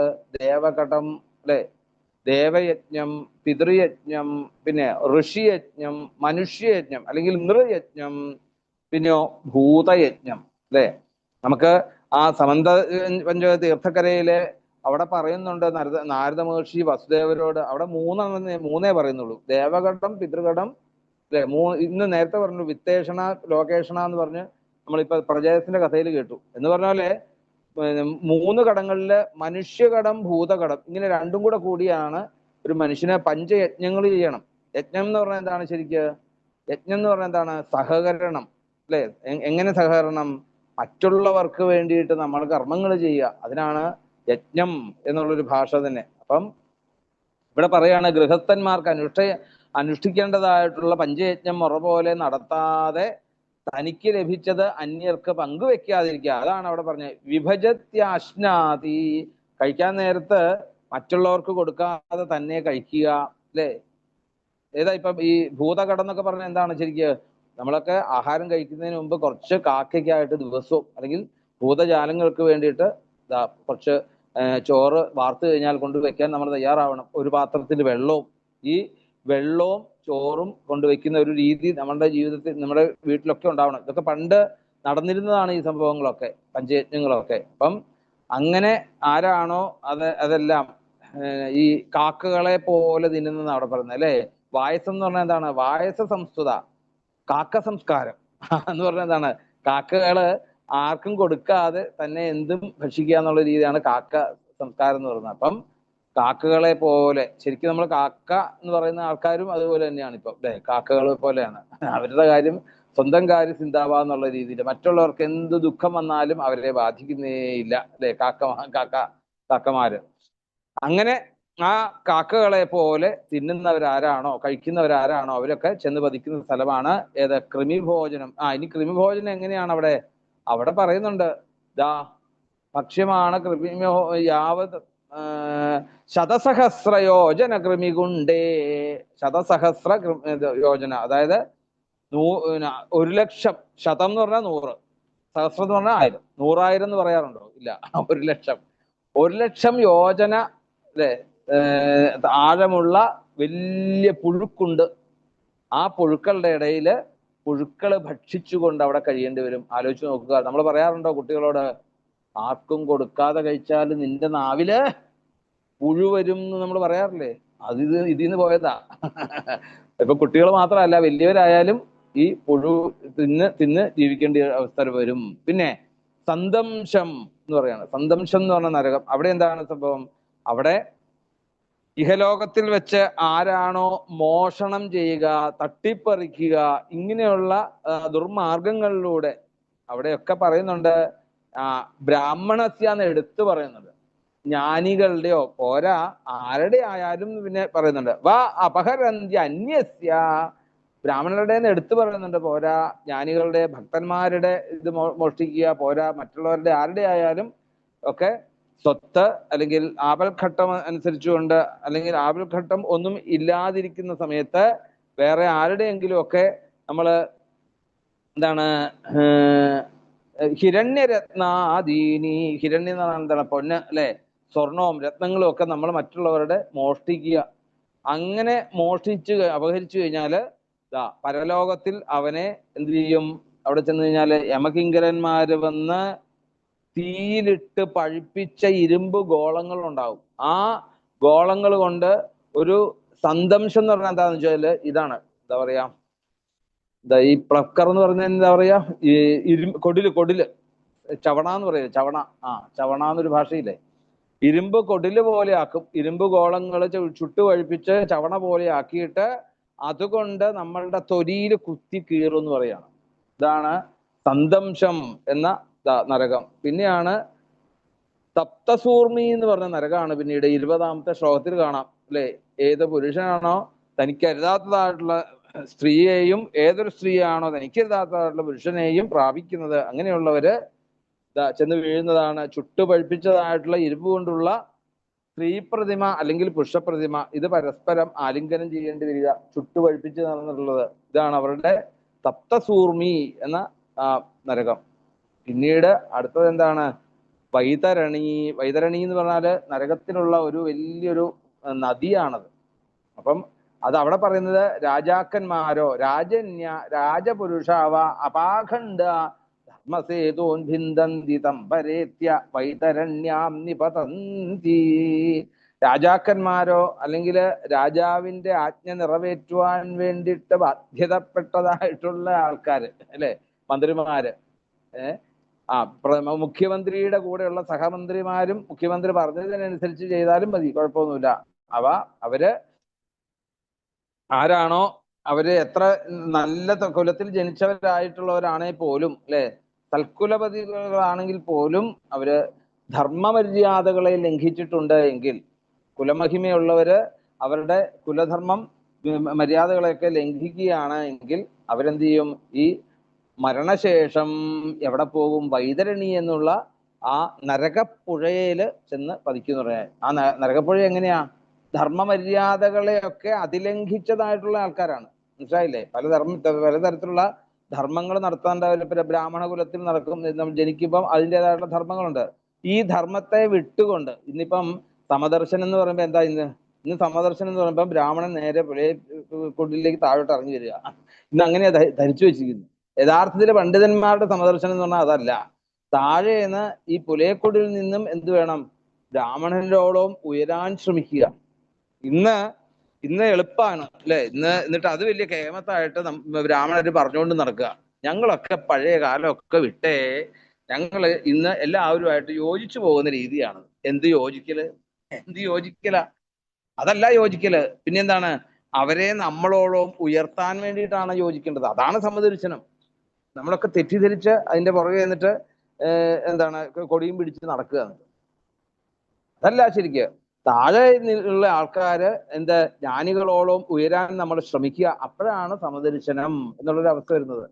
അപ്പം അങ്ങനെയുള്ള ധർമ്മമര്യാദകളെയൊക്കെ ലംഘിച്ചിട്ടുള്ളവരാണെങ്കിൽ അവരുടെ കർമ്മങ്ങളെയൊക്കെ അനുസ്മരിക്കുമാറ് ഉള്ള നരകത്തിന് ഇതാ അവിടെ ആ നദിയിലേക്ക് കൊണ്ടിടും. ആ നദിയിൽ എന്തൊക്കെയാണ്? അവിടെയാണെങ്കിൽ ധാരാളം അവിടെ ഒഴുകുന്നതായിട്ടുള്ള ജലത്തെക്കുറിച്ച് പറഞ്ഞാൽ മാലിന്യങ്ങൾ മാത്രമേ ഉള്ളൂ. മലം, മൂത്രം, ചലം, ചോര, പിന്നെ എന്താണ്, പിന്നെ ഈ മറ്റ് ഹിംസ്ര ജന്തുക്കള്, അല്ലെ, കൊഴുപ്പ്, മാംസം, മജ്ജ, ഈ ഇങ്ങനെയുള്ള നമ്മൾ ഇന്ന് മാലിന്യമായിട്ട് ശരീരത്തിൽ നിന്ന് കളയുന്നതായിട്ടുള്ള വസ്തുക്കൾ മുഴുവൻ എന്താണ്, അത് മുഴുവൻ സംഭരിച്ചു കൂട്ടുന്ന സ്ഥലമാണ് വൈതരണി. അതിന്റെ ഇടയിൽ കൊണ്ട് നമ്മളെ കൊണ്ടിടും. അങ്ങനെ നിറഞ്ഞൊഴുകുന്നതായിട്ടുള്ള ആ നദിയിൽ കടന്ന് നരക ദുഃഖം അനുഭവിക്കേണ്ടി വരും. എങ്ങനെയാണെങ്കിൽ ബ്രാഹ്മണനെ അല്ലെ നേരെ താഴോട്ട് വിളിച്ചു കൊണ്ടുവന്നു ഞാൻ അങ്ങനെയാ പറയേണ്ടത് തന്നെ. അങ്ങനെയല്ല വേണ്ടത് ശരിക്കും. പിന്നെ എങ്ങനെയാണ് വേണ്ടത്? ബ്രാഹ്മണനോടും നമ്മൾ ഉയരാൻ തയ്യാറാവുക. അപ്പോഴാണ് യഥാർത്ഥമായിട്ടുള്ള സമദർശനം. അതാണ് സമദർശനം എന്ന് പറയുന്നതാണ്. മഹത്തുക്കൾ, പണ്ഡിതന്മാരൊക്കെ പറയുന്നതാണ്. അപ്പം അതിന്റെ ആ ധർമ്മമര്യാദകളെയൊക്കെ മാറ്റിക്കൊണ്ട് ബ്രാഹ്മണര് താഴോട്ട് വന്നു കഴിഞ്ഞാൽ ഇവരൊക്കെ ഇങ്ങനെയുള്ള നദിയില് വൈതരണിയിൽ പോയി കിടക്കേണ്ടി വരും. പിന്നെയാണ് പൂയോദം എന്ന നരകത്തെ കുറിച്ച് അവിടെ പറയുന്നു. ആരാണോ വേണ്ട രീതിയിൽ ആചാരാനുഷ്ഠാനങ്ങളൊന്നും ചെയ്യാതെ അതൊക്കെ വിട്ട് നാണോ മാനവും ഇല്ലാതെ മൃഗീയമായിട്ടുള്ള ജീവിത രീതി സ്വീകരിച്ചുകൊണ്ട് അല്ലെ എവിടെയാണേലും ആരാണേലും എന്നുള്ള രീതിയിൽ അവിടെ വ്യാപൃതരായിട്ട് ജീവിക്കുന്ന ആരാണോ അവരൊക്കെ എന്താണ്, മരിച്ച് പോയതിനു ശേഷം അവര് പോകുന്ന സ്ഥലമാണ് പൂയോദം എന്ന നരകം. അവിടെ എന്താണ് ശരിക്ക്? അവിടെ മലമൂത്രവും അതുപോലെ കഫം, അഴുക്കുകൾ നിറഞ്ഞതായിട്ടുള്ള ഒരു കടല്. ആ കടലില് പതിക്കുന്നു. അങ്ങനെ ദുഷിച്ചതായിട്ടുള്ള വസ്തുക്കളുടെ ഇടയിൽ നമ്മൾ ചെയ്യേണ്ടി വരുന്നു എന്ന് പറയാണ്. ഇതിനൊരു നല്ലൊരു ഉദാഹരണമുണ്ട്. ഇനിയിപ്പം അടുത്ത സ്കന്ധത്തിൽ പറയും അജാമിളന്റെ കഥ. ഈ അജാമിളൻ ചെന്ന് പെട്ടതായിട്ടുള്ള നരകം എന്ന് പറയുന്ന, അജാമിളനെ കൊണ്ടുപോകാൻ വേണ്ടി നിശ്ചയിച്ച നരകം ഏതാണ്? പൂയോദമാണ് ശരിക്കും. തന്റെ ആചാരാനുഷ്ഠാനങ്ങളൊക്കെ മാറ്റി വെടിഞ്ഞിട്ട് ഒരു നാണവും മാനവും കൂടാതെ അല്ലെ വേശ്യാസംഘത്തിൽ ചെന്ന് പെട്ടില്ലേ, അങ്ങനെ ഉള്ള പൂയോദം എന്നുള്ള. പിന്നെയാണ് പ്രാണരോധം എന്ന നരകത്തിന്റെ ഇത് പറയുന്നത്. എന്താണ് പ്രാണരോധത്തിന്റെ നരകം പറയുന്നത്? അവിടെ പറയുന്നത് ഏത്യുഹവൈ സ്വഗർദഭപതയോ ബ്രാഹ്മണാദയോ മൃഗയാ വിഹാരാ തീർത്ഥേച മൃഗാൻ നിഘ്നന്തിതാനപി സംപരേതാൻ ലക്ഷ്യഭൂതാൻ യമപുരുഷായുഷുഭിർവിദ്യന്തി. ഇനിയെങ്കിലും ഈ നരകത്തെ കുറിച്ചൊന്ന് ഓർത്തിട്ടെങ്കിലും നിങ്ങൾ ഒരു കാര്യം ചെയ്യുക. എന്ത്? നമ്മളുടെ വീട്ടില് പുസിയുണ്ടോ, ടൈഗർ ഉണ്ടോ, കൈസർ ഉണ്ടോ? ഇങ്ങനെ നായ്ക്കളെയും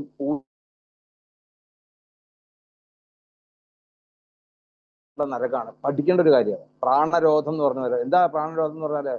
ആരാണോ ഈ ലോകത്തിൽ ശ്രേഷ്ഠമായിട്ടുള്ള അല്ലെ, ബ്രാഹ്മണരുടെ വീട്ടിൽ ഇപ്പോഴും ഉണ്ട്, ബ്രാഹ്മണരുടെ വീട്ടിലുണ്ട്, അതുകൊണ്ട് കാര്യമില്ല.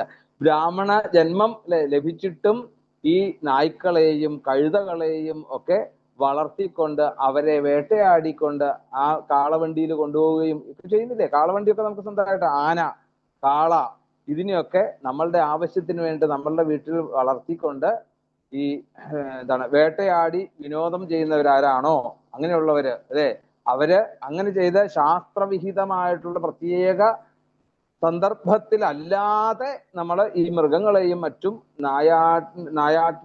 നായാടി അതിനെ കൊല്ലുക അല്ലെ. ഈ രാജാക്കന്മാർക്ക് നായാട്ടുണ്ട്, നമുക്കറിയാം. എന്താ നായാട്ട്? ഈ പരീക്ഷത്തിന് എന്തുകൊണ്ടാ കലി ബാധിച്ചത്? എന്തുകൊണ്ടാ? ഇങ്ങനെ അഹിംസ എന്നുവെച്ചാൽ ഹിംസ ചെയ്യേണ്ടി വന്നു. അതാണ് ഹിംസ ചെയ്യാം അവർക്ക്. എങ്ങനെ ചെയ്യാം? ഹിംസ്ര ജന്തുക്കളുടെ അടുത്ത്, അതായത് സൗമ്യമായിട്ടുള്ള മൃഗങ്ങളെ ദ്രോഹിക്കുന്ന ഹിംസ ജന്തുക്കളെ അവർക്ക് ചെയ്യാം. പക്ഷെ അറിയാതെ അതിന്റെ കൂടെ മറ്റ് സൗമ്യമായിട്ടുള്ള മൃഗങ്ങളെയും നമ്മൾ കൊന്നിട്ടുണ്ടെങ്കിൽ അതുകൊണ്ടാണ് പരീക്ഷത്തിന് കലി ബാധിച്ചു എന്ന് പറയാറുണ്ട്. എന്ന് പറഞ്ഞ പോലെ ഇവിടെ പറയുകയാണ്, ഇങ്ങനെയുള്ള നമ്മള് ഇതിനെയൊക്കെ നിഗ്രഹിച്ചുകൊണ്ട് അവര് മരണശേഷം എന്താണ്, ഈ യമകിങ്കരന്മാരുടെ കൂർത്തമൂർത്ത ശരങ്ങൾ കൊണ്ട് നമ്മൾ പിളർക്കപ്പെടുന്നു. അതാണ് പ്രാണരോധം എന്ന് പറഞ്ഞാൽ. അതാണ് പ്രാണൻ പോകുന്ന വേദന എന്നൊക്കെ പറയല്ലേ, എന്ന് പറഞ്ഞ പോലെ തന്നെ അവരുടെ കൂർത്തമൂർത്ത ശരങ്ങളെ കൊണ്ട് കുത്തി വേദനിപ്പിക്കും. അത് നമ്മൾ ഏറ്റവും മനസ്സിലാക്കേണ്ട ഒരു കാര്യമാണ്. ഈ മൃഗങ്ങളെ ഒന്നും ഒരിക്കലും നമ്മളുടെ സ്വാർത്ഥമായിട്ടുള്ള കാര്യത്തിന് വേണ്ടിയിട്ട് നമ്മൾ വളർത്തരുത്. അത് കേമത്തല്ലത് അല്ലെ. നമ്മൾക്ക് പാട്ട് കേട്ടിട്ടില്ലേ? ബന്ധൂര കാഞ്ചന കൂട്ടിയിലാണെങ്കിലും ബന്ധനം ബന്ധനം തന്നെ പാരി. എത്രയൊക്കെ ഈ തത്തയ്ക്ക് നമ്മള് പയറ് കൊണ്ട് കൊടുത്തു, മണി കൊണ്ട് കൊടുത്തു, തത്തേ ടാറ്റ അമ്മ എന്നൊക്കെ പറഞ്ഞ് അതിനെ കൊണ്ട് പറയിപ്പിച്ചാലും അതൊരിക്കലും എന്താണ് സന്തോഷത്തോടു കൂടി അല്ല തിരിച്ചു പറയുന്നത്. നമ്മൾ പറയും വലിയ കാര്യത്തില് അതിന് ഈ പയർമണി കിട്ടുമല്ലോ എന്ന് വിചാരിച്ചാണ് അത് പറയുന്നത്. പക്ഷേ ഒരിക്കലും അതിനെ കൊണ്ട് നമ്മളെ ഏറ്റവും കൂടുതൽ ദ്രോഹിക്കുകയാണ് ചെയ്യുന്നത്. അവർക്ക് എപ്പോഴും എന്താണ് ആ കൂട് പുറത്തേക്ക് വിട്ട് ആ സ്വതന്ത്രമായിട്ടുള്ള അവരുടെ ജീവിതത്തിന് ഭഗവാൻ കൊടുത്തതായിട്ടുള്ള ജീവിതം അവർ വേണ്ട പോലെ ആസ്വദിക്കട്ടെ. നമ്മുടെ അല്ലെ നമ്മളുടെ ആവശ്യത്തിന് വേണ്ട അവരുടെ ജീവിതം നമ്മൾ ഇതാകുകയാണ്. അതിന്റെ ഇതാണ് പ്രാണരോധം എന്ന് പറഞ്ഞ നരകം. പിന്നെയോ വൈശസം എന്ന് പറഞ്ഞ നരകം. എന്താണ്? ഏത്യുഹ വൈ ദാംഭിക ദംഭയജ്ഞേഷു പശൂൻ വിശദന്തി. അതായത് തന്റെ പ്രതാപം കാണിക്കാൻ വേണ്ടിയിട്ട് എന്തിനാ പ്രതാപം കാണിക്കുന്നത്? നമ്മൾ പറഞ്ഞു കഴിഞ്ഞ ദിവസം നമ്മൾ പറഞ്ഞു അല്ലെ, ബലിയുടെ അഹങ്കാരത്തെ കുറിച്ചൊക്കെ. ഇവിടെയല്ല, കഴിഞ്ഞ സപ്താഹത്തിൽ പറഞ്ഞതാണ് ഞാൻ. യജ്ഞങ്ങളൊക്കെ ചെയ്യുമ്പം കാശ് ഇഷ്ടം പോലെ ഉണ്ടെങ്കിൽ ഇപ്പൊ ഉത്സവത്തിനൊക്കെ ചോദിക്കുകയാണ്, അതെ ഒരു ഉത്സവബലിയങ്ങ് എഴുതിയാലോ? എഴുതിക്കോളൂ, എത്രയാ വേണ്ടത്? എന്താ വെച്ചാൽ കൊടുത്തേക്ക് കേട്ടോ. അങ്ങനെയൊന്നും കഴിക്കാൻ പറ്റില്ല ഉത്സവബലിയൊന്നും. ഉത്സവബലി ഉദയാസ്തമനുപൂജയൊക്കെ കഴിക്കണമെങ്കിൽ അതിനനുസരിച്ച് നമ്മൾ പ്രിപ്പയർ ആവണം. നമ്മൾക്ക് അതിന് യോഗ്യത ഉണ്ടോ എന്ന് നോക്കണം. അവിടെ അതൊക്കെ കഴിക്കാനുള്ള യോഗ്യത നമുക്കുണ്ട്. അപ്പൊ അതാണ് ഇവിടെ പറഞ്ഞത്, ദാംഭിക ദംഭയജ്ഞേഷു പശൂൻ വിശസന്തി താനമുഷ്മിൻ ലോകേ വൈസസേ നരകേ. അവിടെ സ്വപ്രതാപം പ്രകടിപ്പിക്കുവാൻ വേണ്ടിയിട്ട് അഹങ്കാരത്തോടുകൂടി യജ്ഞം നടത്തുന്നതാരാണോ, ആ ഒരു വ്യാജത്തോടുകൂടി ബലിമൃഗങ്ങളെ വീർപ്പ് മുട്ടിച്ചുകൊണ്ട് കൊല്ലുന്നതാരാണോ, അവര് പിന്നീട് എവിടെ പോവും? വൈശസം എന്ന് പേരായിട്ടുള്ള നരകത്തിൽ ചെന്ന് വിടും. അവിടെ ചെന്ന് കഴിഞ്ഞാലോ അവിടെ നരകാധിപന്മാര് പരസ്പരം അവര് തള്ളിയിട്ടും ഉന്തിത്തള്ളിയും കൊണ്ടും അവരെ വീർപ്പ് മുട്ടിച്ച് പീഡിപ്പിക്കുന്നു എന്ന് പറയാണ്. അതാണ് വൈശസം എന്നുള്ള നരകം. പിന്നെ ലാലാഭക്ഷം, പിന്നെ സാരമയോദനം തുടങ്ങിയതായിട്ടുള്ള നരകങ്ങള്, അവീചിമത്ത്, അയപ്പാനം, യസ്യുഹ വൈ വിപ്രോ രാജന്യോ വൈശ്യോ വാ സോമപീഠ തൽക്കളത്രം വാ സുരാമൃതസ്ഥോപി വാ പിബതി പ്രമാദതസ്തേഷാം നിരയം നീതാനാമുരസി പദാക്രമ്യാസ്യേവന്യനാ ദ്രവമാണം കർണായസം നിഷിഞ്ചന്തി. ഏതെങ്കിലും വിപ്രോ രാജന്യോ വൈശ്യോവ, അതായത് ബ്രാഹ്മണനോ അദ്ദേഹത്തിന്റെ പത്നിയോ അതുപോലെ തന്നെ ഈ വ്രതാനുഷ്ഠാനത്തിൽ ഇരിക്കുന്നതായിട്ടുള്ള മറ്റാരെങ്കിലും ആയിക്കോട്ടെ, ഇതായിട്ട് ധാർമ്മികമായിട്ട് ജീവിക്കുന്നത് ആരെങ്കിലും ആയിക്കോട്ടെ, അവരെ ജീവിതകാലത്ത് മദ്യപാനം ചെയ്യുകയോ അല്ലെ, അങ്ങനെ ഇരിക്കുന്നവരെ മദ്യപാനം ചെയ്യുകയോ, അല്ലെങ്കിൽ ക്ഷത്രിയനോ വൈശ്യനോ തന്നെ ആയാൽ പോലും അബദ്ധധാരണയിൽ പോലും എന്താണ് ആ സോമരസം പാനം ചെയ്യുകയോ ചെയ്താൽ അവൻ എവിടെ ചെല്ലും? അവനും നരകത്തിൽ പോയി കിടക്കുന്നു പറയാണ്. അപ്പം എന്താണ് യമകിങ്കരന്മാരുടെ അയപ്പാനം എന്ന് പറയാണ്. അവിടെ എന്താ ശരിക്കുക? അവിടെ യമകിങ്കരന്മാര് മാറിലേക്ക് അങ്ങോട്ട് ചവിട്ടി അങ്ങോട്ട് നിർത്തിയിട്ട് ആ വായിലേക്ക് തീ കൊണ്ട് ഉരുക്കിയതായിട്ടുള്ള ഈ ഇരുമ്പ് രസം അല്ലെ, നമ്മൾ പറയാറില്ലേ, ഏതാ നാറാണത്ത് ഭ്രാന്തന്റെ കൂടെ ഒരു ശിഷ്യൻ കൂടെ കൂടിയിട്ട് അല്ലെ തോട്ടുശാലയിൽ ചെന്ന് ദാഹിച്ചപ്പോ എടുത്ത് വെള്ളം കുടിച്ചു നാരായണത്ത് ഭ്രാന്തൻ എന്ന് പറഞ്ഞ പോലെ, ഇരുമ്പ് കൊണ്ട് കാരിരുമ്പ് കൊണ്ട് ഇതായിട്ട് അതിന്റെ രസം ഒഴിച്ച്, അതാണ് അയപ്പാനം. എന്ന് പറഞ്ഞാൽ ഇരുമ്പാണ്, ഇരുമ്പ്. അപ്പം അങ്ങനെയുള്ള നരകത്തില് ചെന്നുപെടും എന്ന് അവിടെ പറഞ്ഞു. അത് എങ്ങനെയുള്ളവരാണ് അത്? ശരിക്ക് അവിടെ വേണ്ട പോലെ ധർമ്മം ആചരിക്കുന്നവര് മദ്യപാനം ചെയ്യുകയോ സുരാപാനം ചെയ്യുന്നത് അത്ര കണ്ട് നിഷിദ്ധമാണ് എന്ന് പറയാണ്. ഏത്?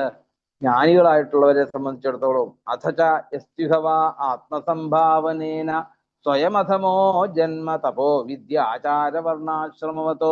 ഇന്നിപ്പോ വേറൊരു സത്യം പറയുന്നുണ്ട്, പലരും പറയുന്നുണ്ട് ഈ ബ്രാഹ്മണർക്ക് മാത്രം മദ്യം വയ്ക്കാതേ ഉള്ളൂ, മറ്റവർക്കൊക്കെ ആകാമെന്ന്. അങ്ങനെയല്ല കേട്ടോ.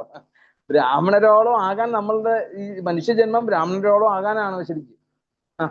അല്ലാതെ ഇതിപ്പോ അവർക്കെന്ന് പറഞ്ഞ വേറെ ഇല്ല. ഇത് എല്ലാവരുടെയും ഉള്ളിലും ഈ ബ്രാഹ്മണനും വൈശ്യനും ശൂദ്രനും ഒക്കെ ഉണ്ട്. നമ്മൾ എന്നിട്ട് എന്താണ് നമ്മളുടെ കണ്ണുകൾ കൊണ്ട് നമ്മൾ ഓരോരുത്തരെ വേറെ വേറെ ആക്കി കാണുകയാണ് ഇത് ശരിക്കും. അതല്ല ശരിക്കും. അങ്ങനെ ഒരു ഇതില്ല, ബ്രാഹ്മണർക്കൊന്നും മാത്രമായിട്ടില്ല, എല്ലാവർക്കും ഒരുപോലെയാണ്. അത്രയും കണ്ട് ജ്ഞാനത്തിലേക്ക് എത്തിക്കഴിഞ്ഞാൽ അവരെ ബ്രാഹ്മണന് തുല്യമായിട്ട് അവരെ കാണും. അതിന് പകരം എന്തായി? അവര് താഴോട്ട് വരികയല്ല വേണ്ടതെന്ന് പറയാണ് അവിടെ. പിന്നെ രക്ഷോഗണ ഭോജനം, ശൂലപ്രോതം, ശൂലത്തിൽ കുത്തി കോർക്കുക.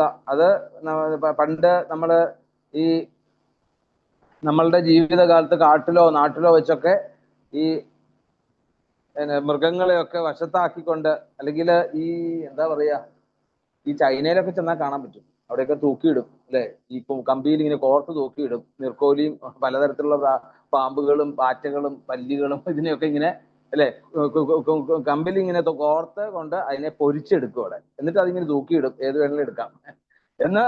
അങ്ങനെ ഇതാ കഴിക്കുന്ന ആ പ്രാണികളെയൊക്കെ കോർത്ത കോലിന്മേലും ചരടിലും ഒക്കെ മറ്റും ഈ നരകത്തിലെ ശൂലപ്രോതത്തിൽ ചെന്ന് കഴിഞ്ഞാൽ അവരെന്ത് ചെയ്യും, അവരുടെ ശൂലത്തിൽ ഇതുപോലെ നമ്മളെ കോർത്ത് അല്ലെ ഒരു മാല പോലെ ആക്കും പറയാണ്. അങ്ങനെ ഉള്ള മൂർച്ചയേറിയ ആ കൊക്കുകളുള്ള കഴുകൻ, കൊറ്റി തുടങ്ങിയതായിട്ടുള്ള പക്ഷികളൊക്കെ തലങ്ങും വിലങ്ങും നമ്മളെ ഈ ശൂലത്തിൽ കിടക്കുന്ന ഈ മാംസ ശരീരം കൊത്തി കൊത്തി കൊത്തി തിന്നേണ്ടി വരുന്നതാണ്. അതാണ് ശൂലപ്രോതം എന്ന നരകം. അവിടെയും ആ മാണ്ഡവ്യന്റെ ചരിത്രത്തിലും ഇത് തന്നെയാണ് അവിടെ സംഭവിച്ചത്. ശൂലത്തിൽ കുത്തി ചേർത്തിട്ട് കഴുകൻ ഇട്ട് കൊടുക്കുകയാണ് ഇത്. പിന്നെയാണ് ദന്തശൂകം എന്ന് പറഞ്ഞ നരകം. അവിടെ എന്താ പറയുന്നത്, ഭൂതാനുദ്വേജയന്തി നര ഉൽപ്പണ സ്വഭാവായത ദന്തശൂകാസ്തേവി പ്രേത്യ നരകേ ദന്തശൂകാഖ്യേ നിപതന്തി. അല്ലയോ രാജാവേ, ഈ ലോകത്ത് വെച്ച്, ഇഹലോകത്ത് വെച്ച് ആരാണോ അതിക്രൂരത കാണിച്ച ആരെല്ലാം ആണോ അവരെ വിഷജന്തുക്കളെ പോലെ ജീവജാലങ്ങളെ ദ്രോഹിക്കുന്നത്, അങ്ങനെയുള്ള അവര് മരണാനന്തരം എന്താ വരുന്നത്, ദന്തശൂകം എന്ന് പറയുന്ന നരകത്തിലേക്ക് ചെന്ന് വീഴുന്നു. അവിടെ 5ഉം 7ഉം 9ഉം ഒക്കെ ഉള്ള പഞ്ചമുഖ സപ്തമുഖ 5ഉം 7ഉം ഒക്കെ ഭണങ്ങളുള്ള ഈ സർപ്പങ്ങള് അവരുടെ അടുത്ത് അരികിലെ എഴഞ്ഞെത്തി മാളത്തിൽ കിടക്കുന്നതായിട്ടുള്ള എലിയെ എങ്ങനെയാണോ വിഴുങ്ങുന്നത് അതേപോലെ നമ്മളെ അവര് വിഴുങ്ങുമെന്ന് പറയാണ്. പിന്നെയോ അവട നിരോധനം എന്ന് പറയാ, അന്ധാവട കുസൂലഗൂഹ അതിഷുഭൂതാനി ഇരുന്ധന്തി.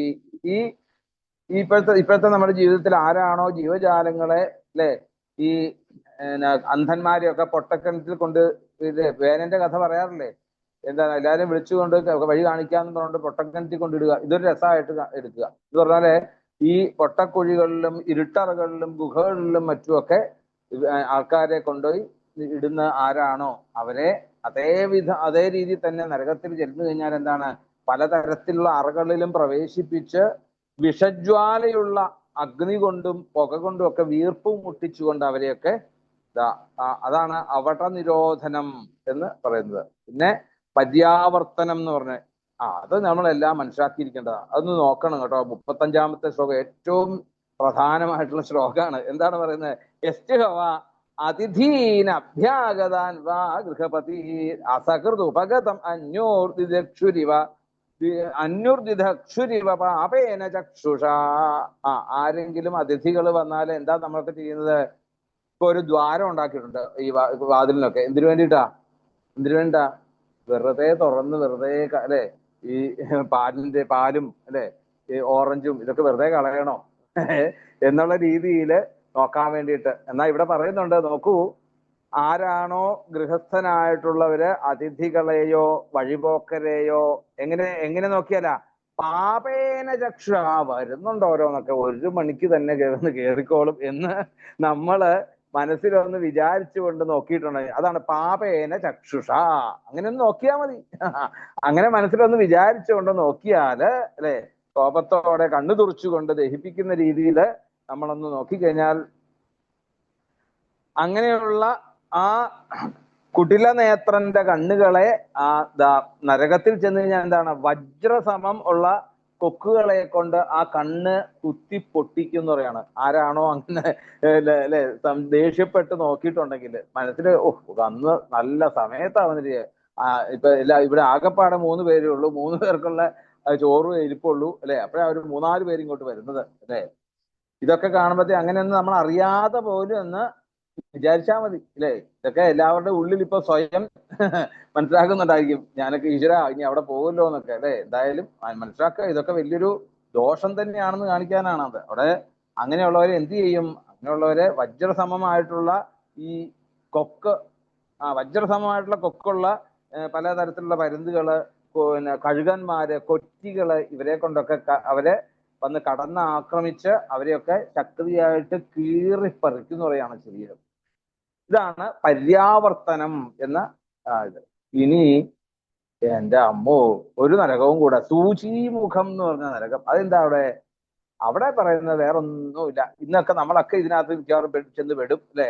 ഇഷ്ടം പോലെ കോടികൾ ബാങ്കിലുണ്ടെങ്കിൽ അല്ലെ, ധനാഢ്യനാണെന്ന് അഭിമാനിച്ചുകൊണ്ട് ഈ ഇഹലോകത്തില് നമ്മളൊക്കെ അഹങ്കരിച്ച് അല്ലെ, കുടില ദൃഷ്ടിയോടുകൂടി ആരെയാണോ നമ്മൾ മറ്റുള്ളവരെയൊക്കെ പരിഹസിച്ചു നോക്കുക അല്ലെ, കാശിന്റെ ബലത്തിലെ മറ്റുള്ളവരെയൊക്കെ പുച്ഛിച്ചുകൊണ്ട് നോക്കുക, പാമരനെന്നും പണ്ഡിതനെന്നും ധനികനെന്നും ദരിദ്രനെന്നും വേർതിരിച്ചുകൊണ്ട് നമ്മളുടെ കണ്ണുകൊണ്ടുള്ള അഭ്യാസം ചെയ്യുന്നുണ്ടെങ്കിൽ, അങ്ങനെ നമ്മൾ എന്നിട്ട് എന്തായി?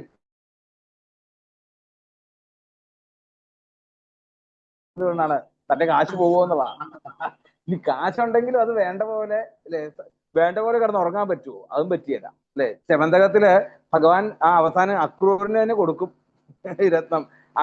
ഇത് അക്രൂരിന്റെ തന്നെ ഇരുന്നാലേ ഇത് വേണ്ട പോലെ ആവുള്ളൂ, ലോകം നന്മയ്ക്ക് ഉപകരിക്കുള്ളൂ അത് എന്ന് പറഞ്ഞ് അക്രൂരിലേക്ക് കിട്ടിയപ്പോ കുഴപ്പമില്ല, മറ്റവർക്കൊക്കെ കിട്ടിയപ്പോ എല്ലാവർക്കും എന്താണ്?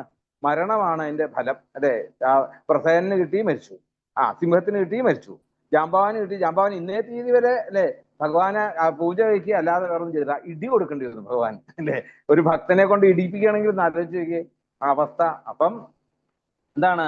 അങ്ങനെ കുടില ദൃഷ്ടിയോടുകൂടി ഈ പാവപ്പെട്ടവരെയൊക്കെ തന്റെ ധനാഢ്യത്തിൽ വെച്ചുകൊണ്ട് നോക്കിക്കഴിഞ്ഞാൽ അങ്ങനെ സമ്പത്ത് ചെലവായി പോകുന്നതിലുള്ള ആധി ഒന്ന് ആലോചിച്ച് നോക്കി. നമ്മൾ പറയാറില്ലേ, ഈ കാശുള്ളവർക്കാ കൊടുക്കാൻ മടി എന്ന് പറയാറില്ലേ? അവരുടെ നരകായത് സൂചിമുഖം. ഇനി എന്താ സൂചിമുഖത്തിൽ നിന്ന് നോക്കാം. ഇനി ഓർത്തോളുക, 10,000 രൂപ കയ്യിലുണ്ടെങ്കിൽ 8,000 രൂപയുടെ നമ്മൾ കാര്യങ്ങളൊക്കെ കഴിഞ്ഞാൽ ഈ 2,000 രൂപ ആരുടെയാണ്? 2,000 രൂപ നമ്മുടെ അല്ല എന്ന് വിചാരിച്ച് ലോകത്തിന്റെ പൈസ എന്റെ കയ്യിലേക്ക് സൂക്ഷിക്കാൻ ഭഗവാൻ തന്നു എന്ന് വിചാരിക്കാവുള്ളൂ. ഇല്ലെങ്കിൽ പ്രശ്ന എവിടെ പോകേണ്ടി വരും? സൂചിമുഖത്തിൽ പോകേണ്ടി വരും. 2,000 എന്റെയാണെന്ന് പറഞ്ഞിട്ട് ഇരുന്ന് കഴിഞ്ഞാല് അല്ലേ. സൂചിമുഖേ നരകേ നിപതതി എത്ര വിത്തഗ്രഹം പാപപുരുഷം ധർമ്മരാജപുരുഷ വായക ഇവ സർവതോങ്കേഷു സൂത്രൈ പരിവയന്തി. അവിടെ ചെന്ന് കഴിഞ്ഞാൽ എന്താണ് അവിടെ? അങ്ങനെയുള്ള നരകത്തിൽ ചെന്ന് കഴിഞ്ഞാല് ആ ധനക്കൊതിയനായിട്ടുള്ള പാപി, ആ പാപിയെ എന്ത് ചെയ്യും? പിന്നെ ഈ യമകിങ്കരന്മാരൊക്കെ, നമ്മളൊക്കെ ഈ നിങ്ങളൊക്കെ തുന്നല് പഠിച്ചിട്ടില്ല? തുന്നല് ഈ പിന്നെ ബ്ലൗസൊക്കെ തുന്നിയില്ലേ എന്ന് പറഞ്ഞ പോലെ സൂചിയിൽ അങ്ങോട്ട് തുന്നിയെടുക്കും നമ്മുടെ ശരീരത്തില്. നമ്മളുടെ ഈ ശരീരമാസകല എന്താണ്? ഈ നൂല് കൊണ്ട് ഇങ്ങനെ തുളച്ച് അത് തുന്നി കൂട്ടുവോടെ നമ്മുടെ ശരീരം എന്നാണ് പറയുന്നത്. അങ്ങനെയുള്ള ആ സ്ഥലത്തൊക്കെ നമ്മൾ അങ്ങനെയുള്ള നരകത്തിലൊക്കെ ചെന്ന് പെടേണ്ടി വരും. ഏവം വിധാ, മടുത്തു നരകം പറഞ്ഞു.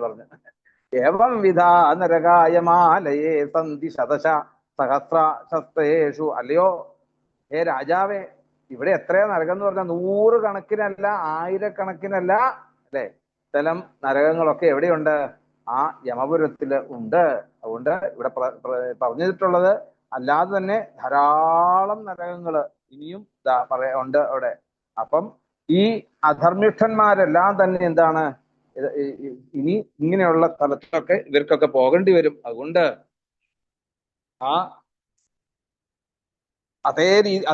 അതിന്റെ അതേ സമയത്ത് തന്നെ എന്താണ്? ധർമ്മിഷ്ഠന്മാരായിട്ടുള്ളവർ അവര് സ്വർഗാദികളായിട്ടുള്ള പുണ്യലോകങ്ങളിലും ഒക്കെ എത്തിച്ചേരുന്നു എന്ന് പറയാണ് അവിടെ. അപ്പൊ എന്താണ്? ഇവിടെ 2 പേരുണ്ട്. ഇവിടെ ധർമാദികൾ ചെയ്യുന്നവര് സ്വർഗത്തിലേക്ക് പോകുന്നു, അധർമാദികൾ ചെയ്യുന്നവരൊക്കെ എവിടെ പോകുന്നു? നരകത്തിൽ പോകുന്നു അല്ലെ. അപ്പൊ ഇരുകൂട്ടരും ഈ ധർമാധർമ്മങ്ങള് രണ്ടിന്റെയും അവശിഷ്ട ഫലങ്ങളോടുകൂടി ഈ ലോകത്തിൽ തന്നെ എന്ത് ചെയ്യുന്നു? വീണ്ടും വന്ന് ജനിക്കേണ്ടി വരുന്നു. ആലോചിച്ച് നോക്കൂ അല്ലെ. ഈ നരകം എന്നുള്ള രീതി, അല്ലെങ്കിൽ ഈ സംസാര ദുഃഖം എന്നുള്ളത് വീണ്ടും അനുഭവിക്കേണ്ടി വരികയാണ്. നല്ലതായിട്ട് ജീവിച്ചാലും. സ്വർഗത്തിൽ പോകുന്നവരും തിരിച്ചിവിടെ വരികയാണ്. അപ്പം സ്വർഗമോ നരകമോ ഒന്നും അല്ല നമ്മളുടെ യഥാർത്ഥമായിട്ടുള്ള ലക്ഷ്യസ്ഥാനം അവിടെ കാണിക്കുക. അപ്പം നൈഷ്കർമ്മ്യ സ്വഭാവത്തോട് നിവൃത്തി ലക്ഷണ മാർഗ ആദാവേവ വ്യാഖ്യാത ഏതാവാനേവ അണ്ഡകോശോ യശ്ചതുർദശതാ പുരാണേഷു വികൽപ്പിത ഉപഗീയതേ. അങ്ങ് ഈ നൈഷ്കർമ്മ്യ സ്വഭാവത്തോട് കൂടിയിട്ടുള്ള നിവൃത്തി മാർഗത്തെ കുറിച്ചൊക്കെ അതിന് ഇത് അങ്ങ് നേരത്തെ അവിടുന്ന് വിവരിച്ചു തന്നു അവിടെ ശരിക്കും അല്ലെ. അപ്പം യഥാർത്ഥത്തിൽ എന്താണ്, ഇതൊക്കെയാണ് ഈ ബ്രഹ്മാണ്ടത്തിന്റെ ഈ എന്താണ് ചോദിച്ചത്, ഭൂഗോളം എങ്ങനെ ഇരിക്കുന്നു എന്ന് ചോദിച്ചതാണ് പരീക്ഷിത്ത് അല്ലെ.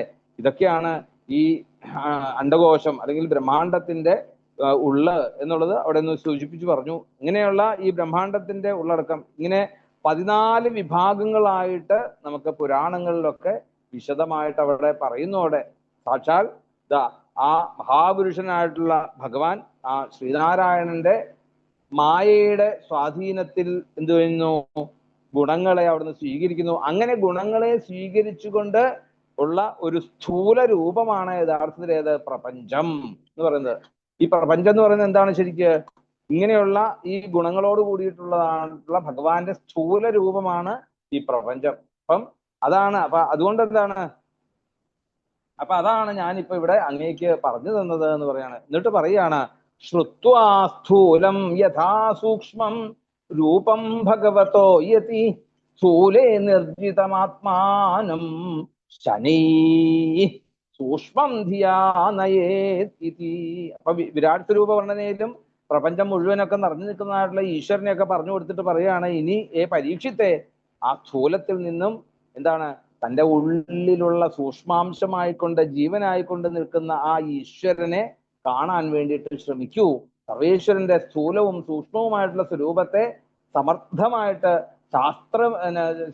ശാസ്ത്രീയമായിട്ട് മനസ്സിലാക്കിയിട്ട് ഒരു യോഗി എങ്ങനെയാണോ തൻ്റെ സ്വന്തം ബുദ്ധി ഉപയോഗിച്ചുകൊണ്ട്, യതിഹി എന്ന് പറയുന്നില്ല, ഭഗവതോ യതി സ്ഥൂലേ നിർജിതമാത്മാനം ശനൈഹി, പതുക്കെ പതുക്കെ പതുക്കെ തൻ്റെ ബുദ്ധി ഉപയോഗിച്ചുകൊണ്ട് സ്ഥൂല രൂപത്തിൽ ഉറപ്പിച്ചതായിട്ടുള്ള മനസ്സിനെ ക്രമേണ ക്രമേണ ക്രമേണ അല്ലെ തൻ്റെ ആ ഹൃദയ ശ്രീകോവില് തെളിഞ്ഞിരിക്കുന്നതായിട്ടുള്ള കണ്ണനെ മനസ്സിലാക്കാൻ നമുക്ക് സാധിക്കണം. അങ്ങനെ ആ സൂക്ഷ്മത്തിലേക്ക് നയിക്കേണ്ടതാണ് എന്നതാണ് യഥാർത്ഥത്തിൽ എന്ത് സഗുണത്തിൽ നിന്നും നിർഗുണത്തിലേക്കുള്ള യാത്ര. നമ്മളൊക്കെ സഗുണത്തിലേ നമ്മളൊക്കെ നിൽക്കുന്നത്, പക്ഷെ സഗുണത്തിൽ നിന്നും, സഗുണവും എന്താണ്, ഗുണം അല്ലേ. അപ്പൊ ആ സത്വഗുണവും കൂടെ പോയി ഗുണമില്ലാത്ത അവസ്ഥയിലേക്ക് നമുക്ക് മാറാൻ സാധിക്കണം, നിർഗുണത്തിലേക്ക് മാറാൻ സാധിക്കണം. പിന്നെ അവസാനം പറയാണ്, ഭൂദ്വീപ വർഷ തരിരദ്രി നഭസമുദ്ര പാതാളത് നരകഭാഗണലോക സംസ്ഥ ഗീതാമയ തവ നിർവാത്ഭുതമീശ്വരസ്യ സ്ഥൂലം വപുസ്തകല ജീവനികായധാമ. അല്ലയോ മഹാരാജാവേ, ഇപ്പം എന്താണ്, സകല ജീവജാലങ്ങളുടെയും വാസസ്ഥാനം അത്യത്ഭുതപരമായിട്ടുള്ള ഈശ്വരന്റെ ഈ സ്ഥൂല ശരീരമാകുന്ന ഈ ഭൂമിയെയും പോരാ, അതിലെ ദ്വീപുകള്, വരുഷങ്ങള്, പിന്നെ നദികള്, സമുദ്രങ്ങള്, അന്തരീക്ഷം, പാതാളം, ദിക്കുകള്, പിന്നെന്താണ് നരകങ്ങള്, പിന്നെയോ സകല ജീവ വപു അത്ഭുതമീശ്വരസ്യ അല്ലെ നരകഭാഗണലോകസംസ നക്ഷത്ര സമൂഹം എന്നിവയാലും അടങ്ങുന്നതായിട്ടുള്ള ഈ ലോകത്തിന്റെ അവസ്ഥ അങ്ങേക്ക് ഞാൻ പറഞ്ഞു തന്നു എന്ന് പറഞ്ഞുകൊണ്ടാണ് ആ പഞ്ചമസ്കന്ധം അവിടെ അവസാനിക്കുന്നത്. 14 ലോകങ്ങളെയും അവിടെ കാണിച്ചു കൊടുത്തു. ഇപ്പോ യഥാർത്ഥത്തില് ഈ 14 ലോകങ്ങളും എവിടെ തന്നെ ഉണ്ട്?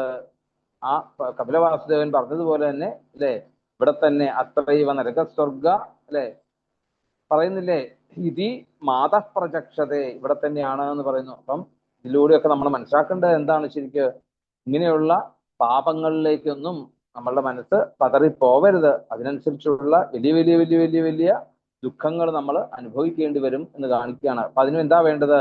അതിലേക്കൊന്നും നമ്മൾ ഇങ്ങനെയുള്ള പാതകങ്ങളിലേക്കൊന്നും, ചെറിയ നിസാരമായിട്ടുള്ള കാര്യങ്ങൾ വരെ ശ്രദ്ധിക്കണം എന്നർത്ഥം അല്ലെ. നേരത്തെ പറഞ്ഞ പോലെ തന്നെ മറ്റുള്ളവരെ കൊണ്ട് നമ്മൾ ഉപയോഗിക്കുന്നത് പോലും നമ്മൾ ചെയ്യുന്നത് വലിയൊരു നരകത്തിന് കാരണമായിട്ട് വരിക, അതുപോലും ചെയ്യരുത് എന്നർത്ഥം. എന്തായാലും ആ നരകവർണ്ണന ഭഗവാന്റെ പാദങ്ങളിൽ ഇപ്പൊ സമർപ്പിക്കാം.